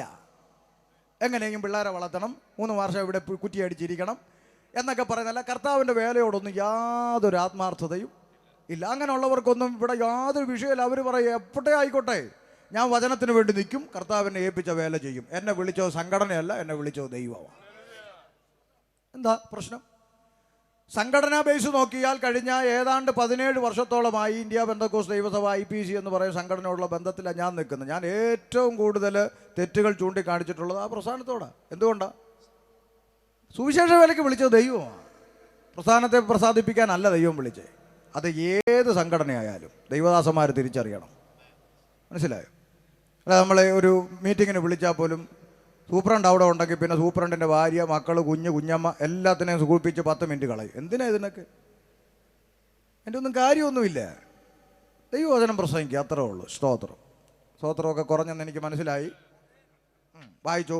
ചുറ്റുമുള്ള പ്രദേശങ്ങളിൽ ഓടിപ്പോയി അവിടെ സുവിശേഷം അറിയിച്ചു കൊണ്ടിരുന്നു. അടുത്തത് ലുസ്ത്രയിൽ അമ്മയുടെ ഗർഭം മുതൽ മുടന്തനായി ഒരിക്കലും നടന്നിട്ടില്ലാതെയും കാലിന് ശക്തിയില്ലാതെയും ഉള്ള ഒരു പുരുഷൻ ഇരുന്നിരുന്നു. ശ്രദ്ധിക്കുക, ദൈവദാസന്മാർ ലുസ്ത്ര എന്ന് പറഞ്ഞ സ്ഥലത്ത് ചെന്ന് ദൈവത്തിന്റെ വചനം പ്രസംഗിച്ചുകൊണ്ടിരിക്കുമ്പോൾ അവിടെ അമ്മയുടെ ഗർഭത്തിൽ നിന്ന് പുറത്തു വന്ന കാലം മുതൽ മുടന്തനായി നടക്കാൻ കഴിയാത്ത ഒരു ചെറുപ്പക്കാരൻ വചനത്തെ കേട്ടുകൊണ്ടിരുന്നു. അടുത്ത വാക്ക്, അവൻ പൗലോസ് സംസാരിക്കുന്നത് കേട്ടു. അവനെ ഉറ്റുനോക്കി സൗഖ്യം പ്രാപിക്കാൻ അവൻ വിശ്വാസമെന്ന് കണ്ടിട്ട്. ശ്രദ്ധിക്കുക, പൗലോസ് ലീഹ ദൈവവചനം പ്രസംഗിച്ചുകൊണ്ടിരിക്കുമ്പോൾ ഈ ചെറുപ്പക്കാരൻ ആ പ്രസംഗത്തെ ഇങ്ങനെ ഉറ്റുനോക്കി ശ്രദ്ധിച്ചുകൊണ്ടിരിക്കുകയാണ്. ഉടനെ പൗലോസ് ലീഹയ്ക്ക് പരിശുദ്ധാത്മാവിൽ ഒരു ചിന്തയുണ്ടായി. അവൻ സൗഖ്യം പ്രാപിക്കാനുള്ള ഒരു വിശ്വാസം അവൻ്റെ അകത്ത് രൂപപ്പെട്ട് വരുന്നുണ്ട്. അതുകൊണ്ട് ഒരു കാര്യം നിങ്ങൾ മനസ്സിലാക്കണം, ദൈവിക സൗഖ്യം എന്ന് പറയുന്നത് പ്രസംഗിക്കുന്ന ഉപദേശിമാരുടെ പോക്കറ്റിൽ നിന്ന് എടുത്തെറിഞ്ഞു കൊടുക്കുന്ന സാധനമല്ല. മനസ്സിലായോ? ദൈവിക സൗഖ്യം എന്ന് പറയുന്നത് എന്നാ പിടിച്ചോ, അങ്ങനെ കുറേ വാട്ട് ഇറങ്ങിയിട്ടുണ്ട്, പിടിച്ചോ എന്ന് പറയും. അങ്ങനെ നീ പിടിച്ചോ എന്ന് പറഞ്ഞ് എറിഞ്ഞു കൊടുക്കുന്ന സാധനമല്ല ദൈവിക സൗഖ്യം. വചനം കേട്ടുകൊണ്ടിരിക്കുന്ന 10 എണ്ണം ഉണ്ടെങ്കിൽ ആ 10 എണ്ണത്തിലും രൂപപ്പെടുന്ന വിശ്വാസത്തിൻ്റെ അളവിന് വ്യത്യാസമുണ്ട്. ആ 10 എണ്ണം രോഗിയാണെങ്കിൽ അതിൽ ഒരുത്തൻ്റെ വിശ്വാസം ഒരുപക്ഷെ വർദ്ധിച്ചു വരുന്നെങ്കിൽ ആ 9 സൗഖ്യം നടന്നില്ലെങ്കിലും 1 നടക്കും. ആ സൗഖ്യം ദൈവത്തിൻ്റെ വചനത്താലും വചനത്തിൻ്റെ കേൾവിയാലും അവൻ്റെ അകത്ത് രൂപപ്പെടുന്ന വിശ്വാസത്താലും സംഭവിക്കുന്ന ഒന്നാണ്. അല്ലാതെ പ്രസംഗകരുടെ പോക്കറ്റിൽ നിന്ന് എറിഞ്ഞു കൊടുക്കാൻ പറ്റുന്ന പരിപാടി അല്ല ദൈവിക സൗഖ്യം. അങ്ങനെയാണ് യേശു ഭൂമിയിലുണ്ടായിരുന്ന കാലത്ത് ലോകത്ത് ഒറ്റ രോഗികളുണ്ടാകാൻ പാടില്ലായിരുന്നു. എല്ലാവരെയും സൗഖ്യമാക്കിയോ? ഇല്ല, അങ്ങനെയല്ല. പെന്തിക്കോസിനകത്ത് വന്ന രോഗം വരത്തില്ലെന്ന് ബൈബിൾ പഠിപ്പിക്കുന്നുണ്ടോ പാസ്റ്റർമാരെ? ഇല്ല. ചുമ്മാ ഇതൊക്കെ പറഞ്ഞ ആളുകളെ വെറുതെ പറ്റിക്കുന്നവരോട്. സൗഖ്യം ദൈവത്തിൽ നിന്നുള്ളതാണ്. അതാർക്ക് ലഭിക്കണ്ട എന്നുള്ളത് ദൈവത്തിൻ്റെ ഹിതമാണ്. ദൈവവും ആ വ്യക്തിയും തമ്മിലുള്ള ബന്ധത്തിൽ ഉരുത്തിരിഞ്ഞു വരുന്ന വിശ്വാസത്തിൻ്റെ അളവിനനുസരിച്ചാണ് ദൈവത്തിൻ്റെ പ്രവൃത്തി വ്യക്തിയിൽ വെളിപ്പെടുന്നത്. അത് ലഭിക്കാതിരിക്കാം. അതിൻ്റെ അർത്ഥം അതുമായിട്ട് വിശ്വാസത്തിന് ബന്ധമില്ല എന്ന് പറഞ്ഞാൽ ഞാൻ ഇത് കിട്ടിയാലേ വിശ്വസിക്കൂ എന്നുള്ളതിന് അങ്ങനെ ഒരു ഡിമാൻഡ് ഇല്ല. രക്ഷിക്കപ്പെട്ടവനോ രക്ഷിക്കപ്പെടാത്തവനോ സൗഖ്യം കൊടുക്കുന്നത് ദൈവത്തിൻ്റെ കൃപയാണ്. അതുകൊണ്ട് ഇത് തിരിച്ചറിഞ്ഞോണം. വെറുതെ ഇങ്ങനെ അവിടെ സൗഖ്യം ഇവിടെ സൗഖ്യം അവിടെ സൗഖ്യം, ഈ കാലഘട്ടത്തിൻ്റെ സൗഖ്യദായകൻ വരുന്നു നെയ്യാറ്റിങ്ങ, ചുമ്മാ വാല് പിടിച്ച് ഓടരുത്. ഇതൊക്കെ മനസ്സിലാക്കുക. ഇനിയും കയ്യിലിരിക്കുന്ന പൈസ പോകാതിരിക്കാൻ വേണ്ടി ഉള്ള കാര്യം പറഞ്ഞു വരുന്നത്. അതുകൊണ്ട് യാഥാർത്ഥ്യം തിരിച്ചറിയണം. എന്തിന് നീ യേശുവിൻ്റെ പിന്നാലെ ഇറങ്ങണം? അത് ഈ പ്രസംഗം തീരുമ്പോൾ മനസ്സിലാകും. ശ്രദ്ധിച്ചോ? അടുത്ത വാക്ക്, സൗഖ്യം പ്രാപിക്കാൻ അവന് വിശ്വാസമുണ്ടെന്ന് കണ്ടിട്ട് നീ എഴുന്നേറ്റ് കാലൂന്നി നിവർന്നു നിൽക്കുക എന്ന് ഉറക്കെ പറഞ്ഞു. അടുത്ത വാക്ക്, അവൻ കുതിച്ചെഴുന്നേറ്റ് നടന്നു. കരങ്ങൾ ഉയർത്തി ദൈവത്തിന് മഹത്വം കൊടുക്കുക. എന്തിനാ സ്തുതിക്കാൻ പറഞ്ഞത്? ദൈവിക സൗഖ്യത്തിന്റെ യാഥാർത്ഥ്യം തിരിച്ചറിഞ്ഞ് വേണം സ്തുതിക്കാൻ. അവൻ കുതിച്ചെഴുന്നേറ്റ് നടന്നു, അല്ലേ? കുതിച്ചെഴുന്നേറ്റ് നടന്നു. എന്തോ മനസ്സിലായി നെയ്യാറ്റിൻകരക്കാർക്ക്? ദൈവിക സൗഖ്യം വെളിപ്പെട്ടാൽ ഇൻസ്റ്റാൾമെന്റ് ഇല്ല. മനസ്സിലായോ? ദൈവത്തിന് ഇൻസ്റ്റാൾമെന്റ് പരിപാടി ഇല്ല. അമ്മയുടെ ഗർഭത്തിൽ മുടന്തനാ, യേശുവിന്റെ നാമത്തിൽ നടക്കാൻ പറഞ്ഞപ്പോൾ കുതിച്ചെഴുന്നേറ്റ് നടന്ന ദൈവിക സൗഖ്യം. മനസ്സിലായോ? ഇന്ന് അങ്ങനല്ല. ബ്രദർ വിശ്വസിച്ചോ? ഗ്രാജുവലി അങ്ങ് നടന്നോളൂ. ഇൻസ്റ്റാൾമെന്റ് ആ പരിപാടിക്ക് ഞങ്ങൾ കൈയടിക്കത്തില്ല. ഈ യാഥാർത്ഥ്യം ജനത്തിന് പറഞ്ഞു കൊടുക്കണം. അല്ലെങ്കിൽ ജനം തെറ്റിദ്ധരിക്കും. ജനം വിചാരിക്കുന്നത് ഈ സ്റ്റേജിൽ കാണിക്കുന്ന മാജിക്കുകാർ മുഴുവൻ പെന്തിക്കോസുകാരാന്നാ. അല്ല, യാഥാർത്ഥ്യം തിരിച്ചറിയണം. വേദപുസ്തകം കച്ചവടമാക്കിയ കച്ചവട സംഘങ്ങൾ തിരുവനന്തപുരം പട്ടണത്തിലുണ്ട്. അവർക്ക് ദൈവസഭയുമായി ഒരു ബന്ധവുമില്ല. ദൈവിക സൗഖ്യം മാജിക്കല്ല. സൗഖ്യത്തിന്റെ പേരിൽ നടക്കുന്ന തട്ടിപ്പുമായി യേശുക്രിസ്തുവിന് ഒരു ബന്ധവുമില്ല. ഇത് ഏറ്റവും കൂടുതൽ പ്രസംഗിക്കേണ്ട പട്ടണം നെയ്യാറ്റിൻകര ആയതുകൊണ്ടാണ് ആവർത്തിക്കുന്നത്. തെറ്റിദ്ധരിക്കപ്പെടരുത്. ആമേൻ. നടുവേദന, പല്ലുവേദന, ഉളുക്ക്, പിരിപ്പ്, തെരിപ്പ്, കൊട്ടൻ ചുക്കാതി പരിപാടിക്കാരനല്ല യേശു. ആമേൻ. ദൈവിക സൗഖ്യം എന്താ കണ്ടില്ലേ? ദൈവിക സൗഖ്യം കണ്ടോ? അമ്മയുടെ ഗർഭം മുതൽ മുടന്തനായിരുന്ന് പുറത്തു വന്നവനോട് ഒരൊറ്റ വാചകം നസ്രയന്റെ നാമത്തിൽ എഴുന്നേറ്റ് നടക്കാൻ പറഞ്ഞാൽ അവൻ കുതിച്ചെഴുന്നേറ്റ് നടക്കുന്ന പവറാണ് യേശുക്രിസ്തു എന്ന നാമത്തിന്റെ ശക്തി എന്ന് പറയുന്നത്. അതാരുടെയും പോക്കറ്റിൽ നിന്ന് എടുത്ത് എറിഞ്ഞു കൊടുക്കുന്നതല്ല. ദൈവത്തിന്റെ അടുക്കൽ നിന്ന് ഇറങ്ങി വരുന്ന ദൈവിക കൃപയാൽ സംഭവിക്കുന്ന വിടുതലുകളാണ്. അതിൽ ഞങ്ങൾ വിശ്വസിക്കുന്നു. അത് ദൈവസഭയിൽ വരുന്നവർക്ക് ലഭിക്കാം, ലഭിക്കാതിരിക്കാം. അതൊന്നും വിശ്വാസത്തിലേക്ക് വരാനുള്ള മാനദണ്ഡമല്ല. ഈ പുസ്തകത്തിന് വേണ്ടി കാലങ്ങളോളം ഓടി നടന്ന് അധ്വാനിച്ച് സുവിശേഷം അറിയിച്ചൊരായുസ് മുഴുവൻ കർത്താവിന് വേണ്ടി ഓടി നടന്നിട്ട് മാരകമായ രോഗങ്ങൾക്ക് കീഴ്പ്പെട്ട് നിത്യതയിൽ ചേർക്കപ്പെട്ട അഭിഷിക്തന്മാർ ജീവിച്ചിരുന്ന പശ്ചാത്തലമാണ് പെന്തക്കോസ്തിന്റെ ചരിത്രം. അതുകൊണ്ട് ഞങ്ങൾ മാജിക്കുകൾക്ക് കൈയടിക്കുന്നില്ല. ഇത് തിരുവനന്തപുരത്തുകാരോട് വേർതിരിച്ച് പറയണം. ഇനിയുള്ള കാലങ്ങളിൽ തെറ്റിദ്ധരിക്കപ്പെടരുത്. മാജിക്കുകാരെ കൊണ്ട് നടക്കുന്ന ആളുകളുണ്ട്. പക്ഷേ ഈ പുതിയ ന്യൂ ജനറേഷൻ ഇതൊക്കെ ചെയ്യുന്നതിൽ എനിക്ക് സങ്കടമില്ല. പക്ഷേ എനിക്ക് പലപ്പോഴും നോവുന്നത് ഈ തല നരച്ചവർ, പ്രായമുണ്ടെന്ന് പറയുന്നവർ ഇതിനൊക്കെ കൈയടിക്കാൻ നിൽക്കുന്നത് കാണുമ്പോഴാണ് സങ്കടമുണ്ടാകുന്നത്. കാരണം വചനത്തിൻ്റെ യാഥാർത്ഥ്യം ഇവർക്ക് അറിയാം. എന്നാലും ഇത്തരം കൾട്ടുകൾക്ക് മുമ്പിൽ കൈയടിക്കുന്ന ആളുകളെ കാണുമ്പോൾ ഇവരൊക്കെ ദൈവദാസന്മാരായി പോയല്ലോ എന്ന് ചിന്തിക്കുമ്പോൾ പലപ്പോഴും വേദന തോന്നാറുണ്ട്. പുതിയ പിള്ളേർക്ക് അറിയത്തില്ലെന്നേ അവർ വിചാരിച്ചിരിക്കുന്ന ഇതെന്തോ ബിസിനസ് മാർഗമെന്നല്ലല്ല. അങ്ങനെ ചിന്തിക്കുന്ന മാജിക്കാർ. പക്ഷേ പലർക്കും മാജിക്കാണ് ഇഷ്ടം. ഞാനൊരു തെളിവ് പറയാം. ഇപ്പം മജീഷ്യൻ മുതുകാടാണ്. ഇപ്പം ഞാൻ നിൽക്കുന്നിടത്ത് നിൽക്കുന്നതെന്നിരിക്കട്ടെ. മുതുകാട് ഇപ്പോൾ വിവാദത്തിലാണ്. ആ വിഷയമൊന്നുമല്ല ഞാൻ പറയാൻ പോകുന്നത്. മുതുകാടാണ് ഇവിടെ നിൽക്കുന്നതെന്നിരിക്കട്ടെ. അദ്ദേഹം നിങ്ങളുടെ ഇടയിൽ നിന്നൊരു പെണ്ണിനെ ഇങ്ങോട്ട് വിളിച്ചു. ഇവിടെ ഒരു ബെഞ്ചിലോട്ട് കിടത്തി. എന്നിട്ട് മന്ത്രം ചൊല്ലി ആകാശത്തേക്ക് പൊക്കി. എന്നിട്ട് വാളെടുത്ത് രണ്ടായിട്ട് മുറിച്ചു. ഒരു കഷ്ണം മേലെ, ഒരു കഷ്ണം കീഴെ. ഈ കാഴ്ച കണ്ടു കഴിഞ്ഞാൽ ഇവിടെ ഇരിക്കുന്നവരെല്ലാം എന്ത് ചെയ്യും? പറയുന്ന കൈയടിക്കും. ചിലത് കൂക്കി വിളി. ഇപ്പോൾ കൂകുന്നതാണല്ലോ ട്രെൻഡ്, അല്ലേ? ഇപ്പോൾ ഊളപ്പിള്ളേരുണ്ട്, എന്ന് വിളിക്കുന്നതാണ് അവർക്ക് ട്രെൻഡ്. അപ്പോൾ ഇങ്ങനെ കൈയടിക്കും, ചിലത് കൂകും, ഇങ്ങനെ ആർപ്പ് വിളിക്കും, എന്നൊക്കെ പറഞ്ഞ് കൈയടിക്കും, അല്ലേ? ആണോ? അതെ. പക്ഷെ ഒരു കാര്യം നിങ്ങളോട് ഞാൻ ചോദിക്കുകയാണ്. സത്യത്തിൽ ഈ കൈയടിച്ചവർക്കും കൂകിയവർക്കും എല്ലാം ഒരു സത്യം അറിയാം. മുതുകാട് ഈ പെണ്ണിനെ എന്ത് ചെയ്തിട്ടില്ല? മുറിച്ചിട്ടില്ല, രണ്ടാക്കിയിട്ടും ഇല്ല. നമ്മളെയൊക്കെ പച്ചയ്ക്ക് പറ്റിക്കുകയായിരുന്നെന്ന് ഈ കൈയടിച്ച മുഴുവൻ ആളുകൾക്കും അറിയാം. എന്നാലും അവരെന്ത് ചെയ്യും? സത്യമല്ലേ ഞാൻ പറഞ്ഞേ? കൈയടിക്കും. യോഗം തീരുമ്പോൾ മുതുകാടിന് 4 മീറ്റിംഗ് വേറെ വരികയും ചെയ്യും, അല്ലേ? പക്ഷേ അടുത്ത സ്റ്റേജിൽ മുതുകാട് ഈ പെണ്ണിനെ യഥാർത്ഥത്തിൽ അങ്ങ് മുറിച്ചെന്ന് വെച്ചു. എന്ന് പറഞ്ഞാൽ സത്യസന്ധമായി അങ്ങ് മുറിച്ചു. ആ ഏറ്റിരുന്ന മീറ്റിംഗ് മുഴുവൻ പോകും. ഇനി മേലെ ഇയാളെ വിളിച്ചേക്കരുത്. അപ്പോൾ എന്ന് വരെ പറ്റിക്കപ്പെടുന്നു അന്ന് വരെ കൈയടിച്ചുകൊണ്ടിരിക്കും. എന്ന് സത്യം വെളിപ്പെടുന്നു അന്ന് ഇനി ഇയാളെ വിളിക്കണ്ടെന്നും പറയും. ഇതിൻ്റെ വേറൊരു വെർഷനല്ലേ നമ്മുടെ അകത്ത് നടന്നുകൊണ്ടിരിക്കുന്നത്. പറ്റിക്കപ്പെടുന്നവർ ഇങ്ങനെ പറ്റിച്ചുകൊണ്ടേയിരിക്കും. സത്യം വിളിച്ചു പറയുന്നവർക്ക് ബുദ്ധിമുട്ടുമാണ്. പക്ഷെ അതൊന്നും കൊണ്ട് സത്യം പറയുന്നവർക്ക് മിണ്ടാതിരിക്കാൻ പറ്റത്തില്ല. കാരണം ഞങ്ങളെപ്പോലുള്ളവർ അടുത്ത വേദി ഉണ്ടാക്കിയിടാനല്ല വന്നത്. നാളെ വേണ്ടെങ്കിൽ വേറെ ആളിനെ വിളിച്ചോണം, വണ്ടിയിൽ ഡീസൽ അടിച്ചോണ്ടാ വന്നതെന്ന് പറയാനുള്ള ചങ്കൂറ്റത്തോടാണ് നിൽക്കുന്നത്. അതുകൊണ്ട് വേദിക്ക് വേണ്ടി പ്രസംഗിക്കുകയല്ല, ദൈവത്തിന് വേണ്ടിയാണ് പ്രസംഗിക്കുക. പറയുമ്പോൾ സത്യസന്ധമായി പറയണം. ആരെയും പറ്റിച്ചുണ്ടാക്കുന്ന ഒരു 10 രൂപ ഒരിക്കലും ഒരുത്തൻ്റെയും തലമുറ അനുഭവിച്ച ചരിത്രം ഇന്ന് വരെ ഭൂമിയിൽ ഉണ്ടായിട്ടില്ല. ഒരുത്തനെയും പറ്റിച്ചു കിട്ടുന്ന 10 രൂപ കൊണ്ട് ഒരുത്തനും ഒരു കാലത്തും നന്നായ ചരിത്രം ഉണ്ടായിട്ടില്ല. അതുകൊണ്ട് പറയുന്നത് സത്യസന്ധമായി പറയണം. ആമേൻ. മനസ്സിലാവുന്നുണ്ടോ? അപ്പൊ അതുകൊണ്ട് അവൻ കുതിച്ചെഴുന്നേറ്റ് നടന്നു. ഇനി കാതലായ വിഷയത്തിലോട്ട് കയറാൻ പോവാ. വായിച്ചോ. പൗലോസ് ചെയ്തത് പുരുഷാരെ കണ്ടിട്ട്. ഈ പൗലോസ് പ്രസംഗിക്കുന്നു, രോഗസൗഖ്യം വെളിപ്പെടുന്നു. ഇത് അവിടുത്തെ നാട്ടുകാരായ ആളുകൾ കണ്ടിട്ട് ദേവന്മാർ മനുഷ്യരൂപത്തിൽ നമ്മുടെ അടുക്കൽ ഇറങ്ങി വന്നിരിക്കുന്നു എന്ന് ലുക്കവാന്യ ഭാഷയിൽ നിലവിളിച്ചു പറഞ്ഞു. അവിടെയുള്ള ആളുകളെല്ലാം ഓടിക്കൂടിയിട്ട് ജോസഫ്, മമ്മദൂട്ടി, നാരായണ, ഓടിവാടാ, ഗോപാല, എല്ലാവരും ഓടിവാടാ. ദേവന്മാരും മനുഷ്യന്മാരെ പോലെ നമ്മുടെ ഇടയിൽ വന്നിരിക്കുന്നടാ, ഓടിവാടാന്ന് പറഞ്ഞ് അവിടെയുള്ള ആളുകളെയൊക്കെ കൂട്ടി എന്തിനാ ഈ ദൈവദാസന്മാരെ പിടിച്ച് ആൾ ദൈവങ്ങളാക്കാൻ ശ്രമിച്ചു. അപ്പം ഈ മനുഷ്യന്മാരെ പിടിച്ച് ആൾ ദൈവങ്ങളാക്കുന്ന പരിപാടി ഇന്നും ഇന്നലെയും തുടങ്ങിയത് അല്ല.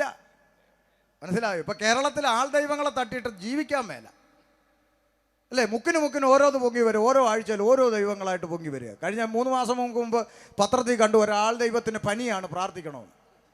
എന്ത് ചെയ്യാൻ നോക്കുമെന്ന് പറയും. അങ്ങനെ മുക്കിന് ഓരോ ആൾ ദൈവങ്ങൾ.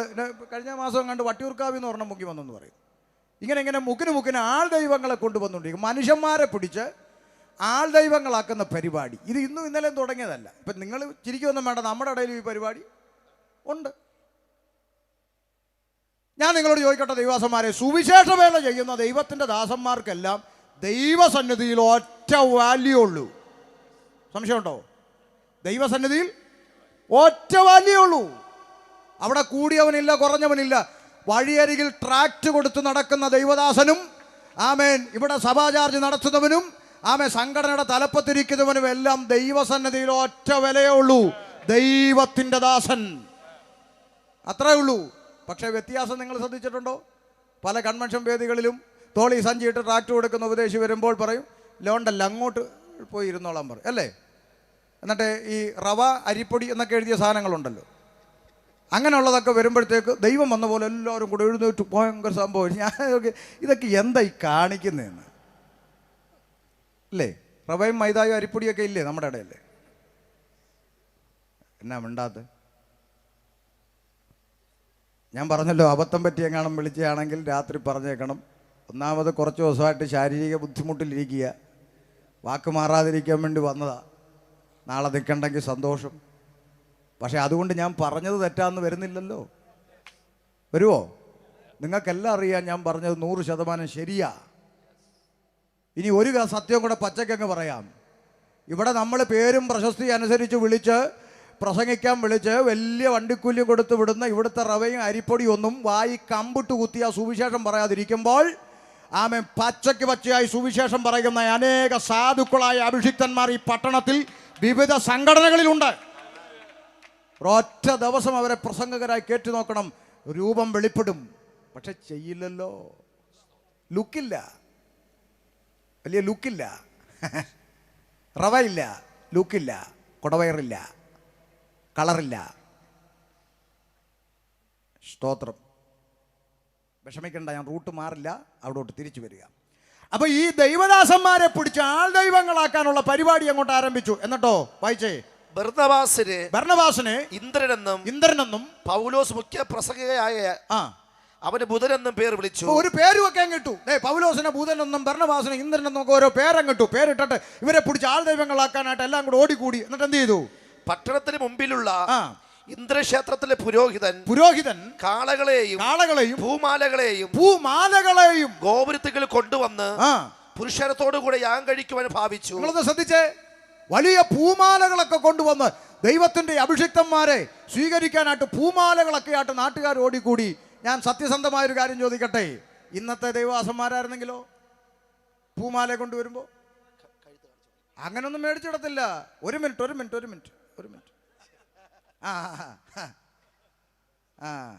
ഒരു സെൽഫിയും കൂടെ. എന്നിട്ട് അടുത്ത ദിവസം ഞങ്ങളെ ഗുജറാത്തിൽ സ്വീകരിച്ച വിധം അല്ലേ? സംശയമുണ്ടോ? പക്ഷെ പരിശുദ്ധാത്മാവകത്തുള്ള അഭിഷിക്തന്മാർ വിലക്കി. വ്യത്യാസം മനസ്സിലായോ? പരിശുദ്ധാത്മാവ്, നമ്മൾ ഈ പരിശുദ്ധാത്മാവ് ഉണ്ടെന്ന് പറയുന്ന ഈ കീബോർഡിന്റെ അവസാനത്തെ ടെമ്പോ കൂടുമ്പോഴാ, അപ്പോഴല്ല കാണിക്കേണ്ടത്. ഇതുപോലുള്ള സന്ദർഭങ്ങളിൽ അരുത്. നിങ്ങൾ എന്താ ഈ കാണിക്കുന്നതെന്ന് ചോദിക്കാൻ കഴിയുന്നവന്റെ ഉള്ളിലാണ് പരിശുദ്ധാത്മാവ്. അല്ലാതെ കീബോർഡിന്റെ ടെമ്പോ, പലരുടെ ആത്മാവ് പോകണമെങ്കിൽ കറണ്ട് ഒന്ന് പോയാൽ മതി. മനസ്സിലായോ? അതുകൊണ്ട് ഞാൻ സ്റ്റാൻലിയെ പോലുള്ള സഹോദരന്മാരോട് പറയും, ആരാധിപ്പിക്കരുത്, ആരാധിക്കട്ടെ. സ്തോത്രം. ചില സംഘാടകർ പാട്ടുകാരെ വിളിച്ചിട്ട് പറയും, ഇന്നലെ നിങ്ങളുടെ വർഷിപ്പ് അത്ര അങ്ങോട്ട് പോരായിരുന്നു, ഇന്ന് ഇച്ചിരി കൂടെ ഒന്ന് മൂപ്പിക്കണമെന്ന്. ഇവനിട്ട് ആദ്യം മൂപ്പിക്കണം. മനസ്സിലാവുന്നുണ്ടോ? കാര്യം ആരാധിപ്പിക്കുകയല്ല ശരി. വ്യക്തിപരമായ ജീവിതത്തിൽ ദൈവം നിനക്ക് എന്തെങ്കിലും ചെയ്തെന്ന് നിനക്ക് ബോധ്യമുണ്ടെങ്കിൽ അടുത്ത് നിൽക്കുന്നവൻ കൈയടിച്ചാലും കാലടിച്ചാലും കൈയടിച്ചില്ലല്ലോ അതെൻ്റെ വിഷയമല്ല. എന്നെ രക്ഷിച്ച എൻ്റെ ദൈവത്തെ എനിക്ക് ആരാധിക്കണമെന്ന് ദൈവവുമായിട്ടുള്ള വ്യക്തിബന്ധത്തിൽ തന്നെത്താൻ ഉയർന്നു വരേണ്ട ഒന്നാണ് ആരാധന. അല്ലാതെ ഒരുത്തൻ ഇവിടെ കയറി പോരാ പോരാ പോരാ, അപ്പോൾ ഇവനാണ് ദൈവത്തിൻ്റെ കണക്കപ്പുള്ള, പോരാ ഇവനാണോ തീരുമാനിക്കുന്നത് പോരാന്ന്. ആ പരിപാടി ചെയ്യരുത്. ആമേൻ. ദൈവവുമായിട്ടുള്ള വ്യക്തിബന്ധത്തിൽ നമുക്ക് യഹോവയുടെ ആലയത്തിലേക്ക് പോകാമെന്ന് പറഞ്ഞപ്പോൾ ഞാൻ തല ചൊറിഞ്ഞെന്നാണോ? അത്യന്തം ആ മനസ്സാ ദൈവം നോക്കുന്നേ, ആലയത്തിലേക്ക് പോകാനുള്ള മനസ്സ്. അല്ല രാവിലെ ഈ ഞായറാഴ്ച ചർച്ചിൽ പോകുന്നത് ഉറങ്ങാൻ ഇങ്ങനെ പറഞ്ഞിട്ട് പോകുന്നത് അല്ല ദൈവത്തിന് പ്രസാദം. നമ്മുടെ വിചാരമില്ല പായ്ക്കകത്തോട്ട് ചെന്നിരുന്നിട്ട് അടിക്കുന്ന അടിയാണ് അവിടെ പ്രസാദം. നല്ലല്ല, ഇറങ്ങിയ മനസ്സ്. അവലോടെ കാത്തിരുന്നു ദൈവസന്നിധിയിലൊന്ന് പോകാൻ. ഞായറാഴ്ച കാത്തിരുന്ന് രാവിലെ എഴുന്നേറ്റ് സന്തോഷത്തോടെ ആലയം, അവിടെ ദൈവം പ്രസാദിച്ചു. അവിടെ തുടങ്ങി. സ്തോത്രം. വിഷയം മാറിപ്പോകണ്ട, തിരിച്ചു വരാം. ആമേൻ. അവരെല്ലാവരും കൂടി ഇവരെ പിടിച്ച് ആൾ ദൈവങ്ങളാക്കാൻ പൂമാലകളൊക്കെ കൊണ്ടുവന്നപ്പോൾ ദൈവത്തിൻ്റെ അഭിഷിക്തന്മാർ പറഞ്ഞ വാക്കാണെന്ന് വായിച്ച കുറിവാക്യത്തിലെ പ്രധാന പോയിന്റിലേക്ക് ഞാൻ കയറി വരികയാണ്. വായിച്ചോ. ഇത് അപ്പോസ്തലന്മാരായ ബർന്നബാസും പൗലോസും കേട്ടിട്ട് വസ്ത്രം കീറി, അവരുടെ ആ രോഷം ഒന്ന് മനസ്സിലാക്കണം. വസ്ത്രം വലിച്ചു കീറിക്കൊണ്ടാ ചോദിക്കുന്നത്, നിങ്ങൾ എന്താ ഈ കാണിക്കുന്നതെന്ന്. അത്രമാത്രം ചെയ്തുകൂടാത്ത കാര്യം ഇന്ന് ചെയ്തുകൊണ്ടിരിക്കുന്ന കാര്യം. ഇന്നെങ്ങനെ സ്വീകരിക്കണമെന്ന് ആർക്കും അറിഞ്ഞുകൂടാ. ഇന്ന് ഗുണ്ട് പൊട്ടിച്ചോ പടക്കം പൊട്ടോ, ഇനി നമ്മുടെ ഇടയിൽ ചെണ്ട വരുന്നത് എന്നാന്ന് തമ്പുരാൻ അറിയാം. മിക്കവാറും ഈ കണക്കിന് പോയാൽ കുമ്പനാട്ടൊക്കെ ചെണ്ട വരാൻ സാധ്യതയുണ്ട്, ഇപ്പോഴും ഉണ്ട്. അതുകൊണ്ട് ശ്രദ്ധിച്ചോണം, ഈ പരിപാടി വസ്ത്രം കീറിക്കൊണ്ട് വിലക്കി ചെയ്യരുത്. നിങ്ങൾ എന്താ ഈ കാണിക്കുന്നതെന്ന് ചോദിച്ചുകൊണ്ട് പൗലോസ്ലീഹ പറഞ്ഞൊരു വാചകമാണ് കുടങ്ങാവിളയോട് ഇന്ന് രാത്രി പറയാനുള്ള സന്ദേശം. വായിച്ചു. വസ്ത്രം കീറിക്കൊണ്ട് പുരുഷന്റെ ഇടയിലേക്ക് ഓടിച്ചെന്ന് നിലവിളിച്ചു പറഞ്ഞത് പുരുഷന്മാരെ, മനുഷ്യന്മാരെ, നിങ്ങൾ ഈ ചെയ്യുന്നത് എന്ത്? ഞങ്ങൾ നിങ്ങളോട് സമസ്വഭാവമുള്ള മനുഷ്യരത്രേ. ഞങ്ങളൊക്കെ വെറും മനുഷ്യന്മാരാണ്.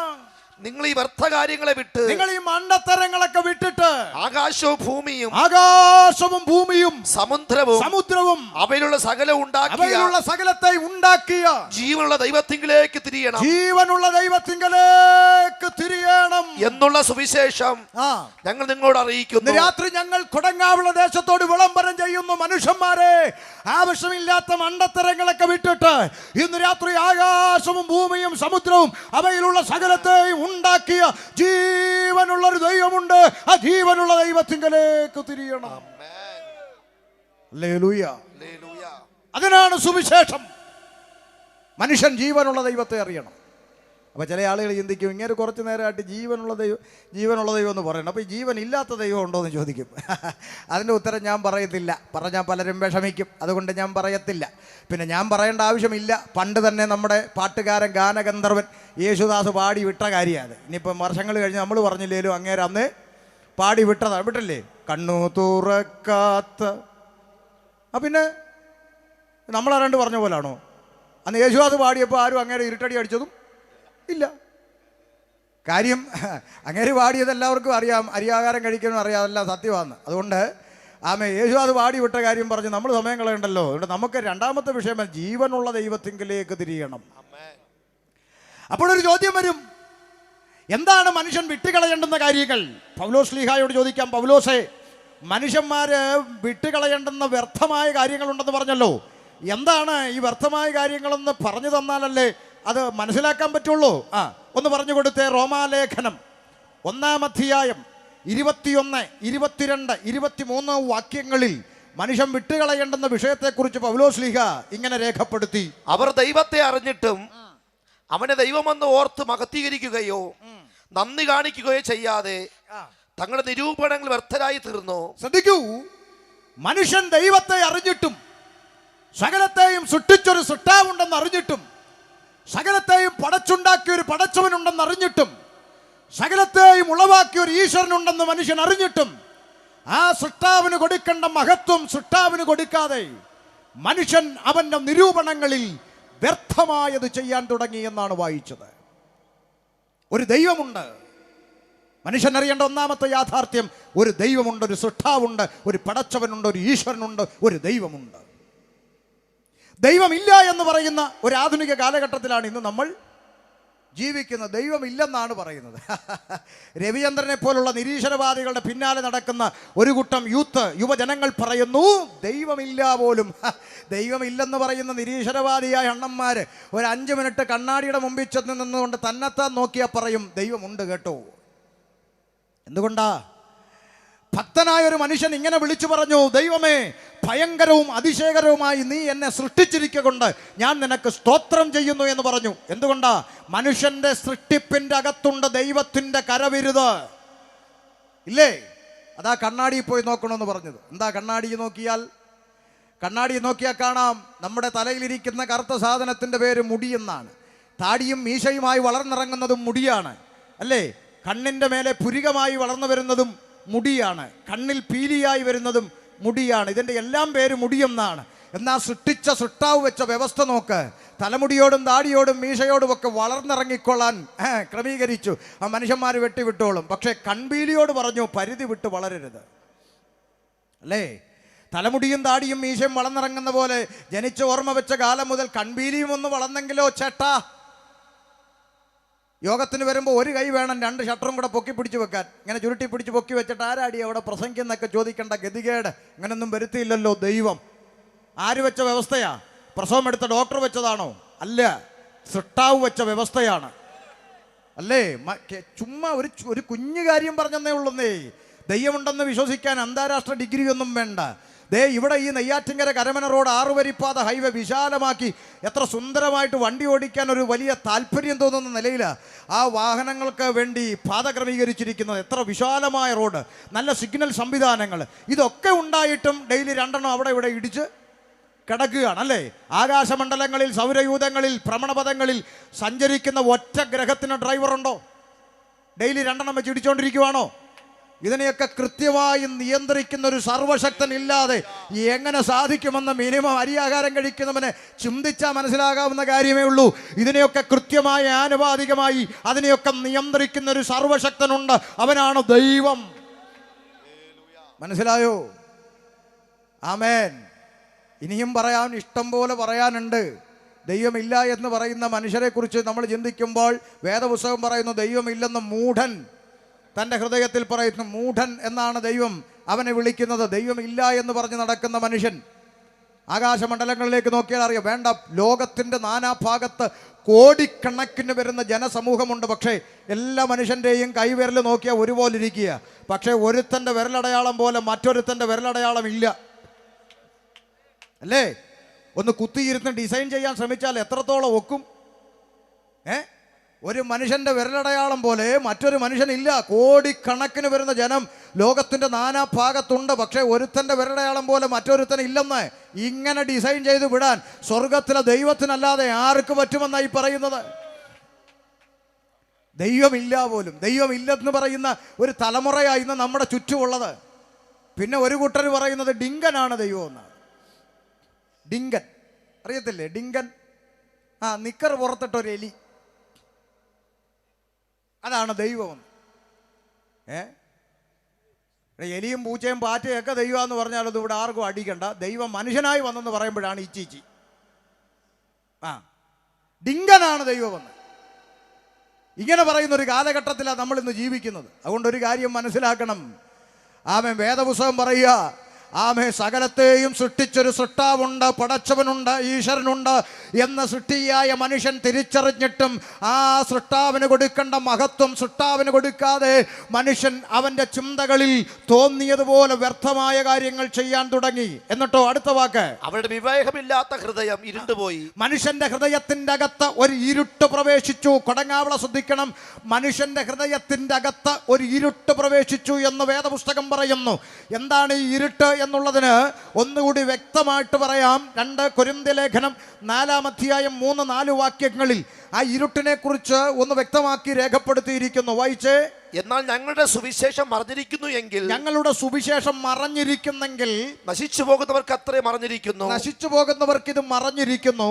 ദൈവപ്രതിമയായ ക്രിസ്തുവിന്റെ തേജസ്സുള്ള സുവിശേഷത്തിന്റെ പ്രകാശനം ശോഭിക്കാതിരിക്കുവാൻ ഈ ലോകത്തിന്റെ ദൈവം അവിശ്വാസികളുടെ മനസ്സ് കുരുടാക്കി. അപ്പൊ ശ്രദ്ധിക്കുക, മനുഷ്യന്റെ മനസ്സിനെ കുരുടാക്കി വെച്ചിരിക്കുന്ന, അവന്റെ അകത്ത് പ്രവേശിച്ച ഒരു ഇരുട്ടുണ്ട്. ആ ഇരുട്ടാണ് ഈ സുവിശേഷം എന്ന് പറയുന്ന പ്രകാശം മനുഷ്യന്റെ അകത്തോട്ട് കയറാതിരിക്കാൻ അവനെ തടഞ്ഞു വെച്ചിരിക്കുന്ന ഒരു ഇരുട്ട്. ആ ഇരുട്ടിനെ ബൈബിൾ വിളിക്കുന്ന പേര് ഈ ലോകത്തിന്റെ ദൈവം അഥവാ പാപം. കൊടങ്ങാവിളക്കാർ ശ്രദ്ധിച്ചോ, മനുഷ്യന്റെ അകത്ത് പ്രവേശിച്ച ഇരുട്ട് പാപം. അതുകൊണ്ടാണ് ഞങ്ങൾ ഉപദേശമാര് കവലകളിൽ നിന്ന് നാണമില്ലാതെ തൊണ്ട കീറുന്നത്. മനുഷ്യ, നീ പാപിയാണ്. മനുഷ്യൻ പാപിയാണ്, മനുഷ്യൻ പാപിയാണ്. ഈ ഉപദേശമാരെ കൊണ്ട് തോറ്റു. യവന്മാർക്ക് ആകെ പറയാൻ ഒന്നേ ഉള്ളൂ, ആരെ കണ്ടാലും പാപിയാണ്. ഇപ്പൊ ചില ആളുകൾ പറയും ചുമ്മാതാ, മനുഷ്യൻ പാപി ഒന്നും അല്ല. മനുഷ്യൻ പാപി അല്ലെന്ന് പറയുന്നവരാരെങ്കിലും കൊടങ്ങാവിളയിൽ ഇന്ന് രാത്രി എൻ്റെ ശബ്ദം കേൾക്കുന്നെങ്കിൽ ഇന്ന് രാത്രി കടയടച്ചു പോകുമ്പോൾ കടയ്ക്ക് പൂട്ടിടരുത്. നാളെ രാവിലെ അറിയാം കൊടങ്ങാവിളെ പാപിയുണ്ടോ ഇല്ലയോ. അന്വേഷിച്ച് തപ്പിപ്പോകണ്ട. പൂട്ടിട്ടാൽ പൂട്ട് പിടിച്ചൊന്ന് കുലുക്കി, പിന്നൊന്നുകൂടെ കുലുക്കി, പിന്നൊന്നുകൂടെ കുലുക്കിയച്ചാണ് ചേട്ടൻ വീട്ടിൽ പോകുന്നത്. എന്നിട്ട് ഉറക്കമില്ലാതെ വന്നപ്പോഴാണ് CCTV വെച്ചത്. ആരെ പേടിച്ച്? മനുഷ്യന്മാരെ പേടിച്ചല്ലേ? ഇവിടുത്തെ രാത്രി നമ്മുടെ നാട്ടിലെ സഹോദരിമാര് രാത്രി കഥ കടച്ച് കൊളുത്തിട്ട് ഓടാമ്പലം പിടിച്ചിട്ടേച്ച് പിന്നെ കഥകിൻ്റെ പുറകിൽ ഇപ്പൊ ചട്ടിയും കലവും വാരി അടുക്കി വെച്ചാ പലരും ഉറങ്ങുന്നത്. ആരെ പേടിച്ച്? പുലി ഇറങ്ങുമെന്ന് പേടിച്ചാണോ? പുലി ഇറങ്ങുമെന്ന് പേടിച്ചാണോ നെയ്യാറ്റിൻകരയിൽ? അല്ല, ഇരുകാലികളായ മനുഷ്യന്മാരെ പേടിച്ചിട്ട് അല്ലേ? പാതിരാത്രി ഒരു നിശ്ചിത സമയം കഴിഞ്ഞാൽ ഒരു പെൺകുട്ടിക്ക് ഇവിടുന്ന് തിരുവനന്തപുരം വരെ പോയിട്ട് വരാൻ ഇന്ന് ധൈര്യമില്ല. ധൈര്യമുണ്ടെങ്കിൽ പോയിട്ട് വന്നാൽ വിവരമറിയുമെന്ന സ്ഥിതിയിലാണ് ഇന്ന് നാടിൻ്റെ അവസ്ഥ. ആരെ പേടിച്ചിട്ട്? വഴിക്ക് വെച്ച് സിംഹം പിടിക്കുമെന്നോ മ്യൂസിയത്തിൽ നിന്ന് ഒരു കരടി ചാടിയിട്ടുണ്ടെന്നോ അല്ല, ഇരുകാലികളായ മനുഷ്യന്മാരെ പേടിച്ചിട്ടെന്ന്. കാരണം മനുഷ്യൻ പാപിയാണെന്ന് വേദപുസ്തകത്തിൻ്റെ പ്രഖ്യാപനം. 10 മാസം വയറ്റിൽ ചുമന്ന പെറ്റതള്ളയുടെ കഴുത്തെറുക്കാൻ സ്വന്തം കുഞ്ഞിനെ പ്രേരിപ്പിക്കുന്നത് ഏതെങ്കിലും ഈശ്വരന്മാരാണോ എന്ന് കൊടങ്ങാവിളെ ഒന്ന് പറയണം. ആണോ? ഒരമ്മയുടെ പള്ളയിൽ കിടന്ന് വളർന്ന കൂടപ്പിറപ്പ്, പുറത്തു വന്നു കഴിഞ്ഞ കൂടപ്പിറപ്പായ സഹോദരിയെ 4 വർഷമായി പീഡിപ്പിച്ചുകൊണ്ടിരിക്കുന്ന സാക്ഷര കേരളത്തിൽ അവനെ അതിന് പ്രേരിപ്പിച്ചത് ഏതെങ്കിലും ഈശ്വരന്റെ ആത്മാവാണോ? പറ. പണ്ട് വീട്ടിലൊരു അതിഥി വരുമ്പോൾ കെട്ടിയോൻ കോഴിക്കൂട്ടിൽ നിന്നൊരു കോഴി എടുത്തിട്ട്, എടി ഇന്ന് ഇതിനെ അങ്ങ് കണ്ടിക്കാമെന്ന് പറഞ്ഞപ്പോൾ, അയ്യോ എനിക്കിത് കാണാൻ വയ്യെന്നും പറഞ്ഞ് കണ്ണും പൊത്തിക്കൊണ്ട് അടുക്കളയിലേക്ക് ഓടി ഭാര്യ. വീട്ടിലൊരു അതിഥി വന്നാൽ ഒരു കോഴി എടുത്ത് കണ്ടിക്കുന്നത് കണ്ടു നിൽക്കാൻ പറ്റത്തില്ലെന്ന് പറഞ്ഞ് കണ്ണും പൊത്തി അടുക്കളയിലേക്ക് ഓടിയ പെണ്ണുങ്ങളുടെ കാലം കഴിഞ്ഞു. കാമുകനോടൊപ്പം ജീവിക്കാൻ സ്വന്തം ഭർത്താവിനെ 55 വെട്ടുവെട്ടി നുറുക്കി പീസാക്കി ബാഗിലാക്കി റെയിൽവേ സ്റ്റേഷൻ വരെ പോകാൻ മടിയില്ലാത്ത സഹോദരിമാരുടെ കാലഘട്ടത്തിലെത്തി നിൽക്കുമ്പോൾ പറ, മനുഷ്യൻ പാവിയല്ലേ? ഏതെങ്കിലും ഈശ്വരന്റെ ആത്മാവാണോ ഇതിനൊക്കെ പ്രേരിപ്പിക്കുന്നത്? 3 വയസ്സുള്ള പെൺകുഞ്ഞിനെ തെരുവിൽ നിന്ന് എടുത്തോണ്ട് പോയി പീഡിപ്പിക്കുന്നു. 95 വയസ്സുള്ള മുത്തശ്ശിയെ വീട്ടിൻ്റെ അകത്ത് കയറി പീഡിപ്പിക്കുന്നു. ഈ ഇരുകാലിയായ മനുഷ്യ മൃഗം പാപിയല്ലേ? മനുഷ്യൻ പാപിയാണെന്ന് കേൾക്കുമ്പോൾ പലർക്കും വലിയ ബുദ്ധിമുട്ടാ. മനുഷ്യൻ പാപി അല്ലെങ്കിൽ പിന്നെന്തിനാ ഇവിടെ പോലീസ് സ്റ്റേഷൻ? മനുഷ്യൻ പാപം ചെയ്യുന്നു. ഓരോ ദിവസവും കേട്ടുകേൾവി പോലും ഇല്ലാത്ത പുതിയ പുതിയ പുതിയ മോഡൽ അവതരിപ്പിച്ചുകൊണ്ടിരിക്കുന്നു. പണ്ട് കാലത്ത് സ്വന്തം പെൺകുഞ്ഞിനെങ്കിലും വെറുതെ വിടുമായിരുന്നെങ്കിൽ ഇന്ന് സ്വന്തം പെൺകുഞ്ഞിനെ പോലും വെറുതെ വിടാത്ത കാടന്മാരായി മാറി മനുഷ്യൻ. ശരിയല്ലേ? നിങ്ങൾക്ക് എതിർക്കാൻ കഴിയുമോ? പണ്ട് കാലത്ത് സ്വന്തം പെൺകുഞ്ഞിനെ അപ്പുറത്തെ വീട്ടിൽ, എടി രമണി കൊച്ചു പിടി ഇരിക്കട്ടെടി, ഞാൻ മാർക്കറ്റ് വരെ പോയേച്ച് ദാ വരുന്നെന്ന് പറഞ്ഞൊരു കാലമുണ്ടായിരുന്നു. ആ കാലം പോയി. സ്വന്തം അപ്പൻ്റെ അടുക്കൽ പെൺകുഞ്ഞിനെ നിർത്തി വെച്ച് മാർക്കറ്റ് വരെ പോകാൻ ഇന്ന് പല അമ്മമാർക്കും ധൈര്യമില്ലെന്ന് സാക്ഷര കേരളത്തിൽ. മനുഷ്യൻ പാപിയല്ലേ? മനുഷ്യൻ പാപിയാണ്.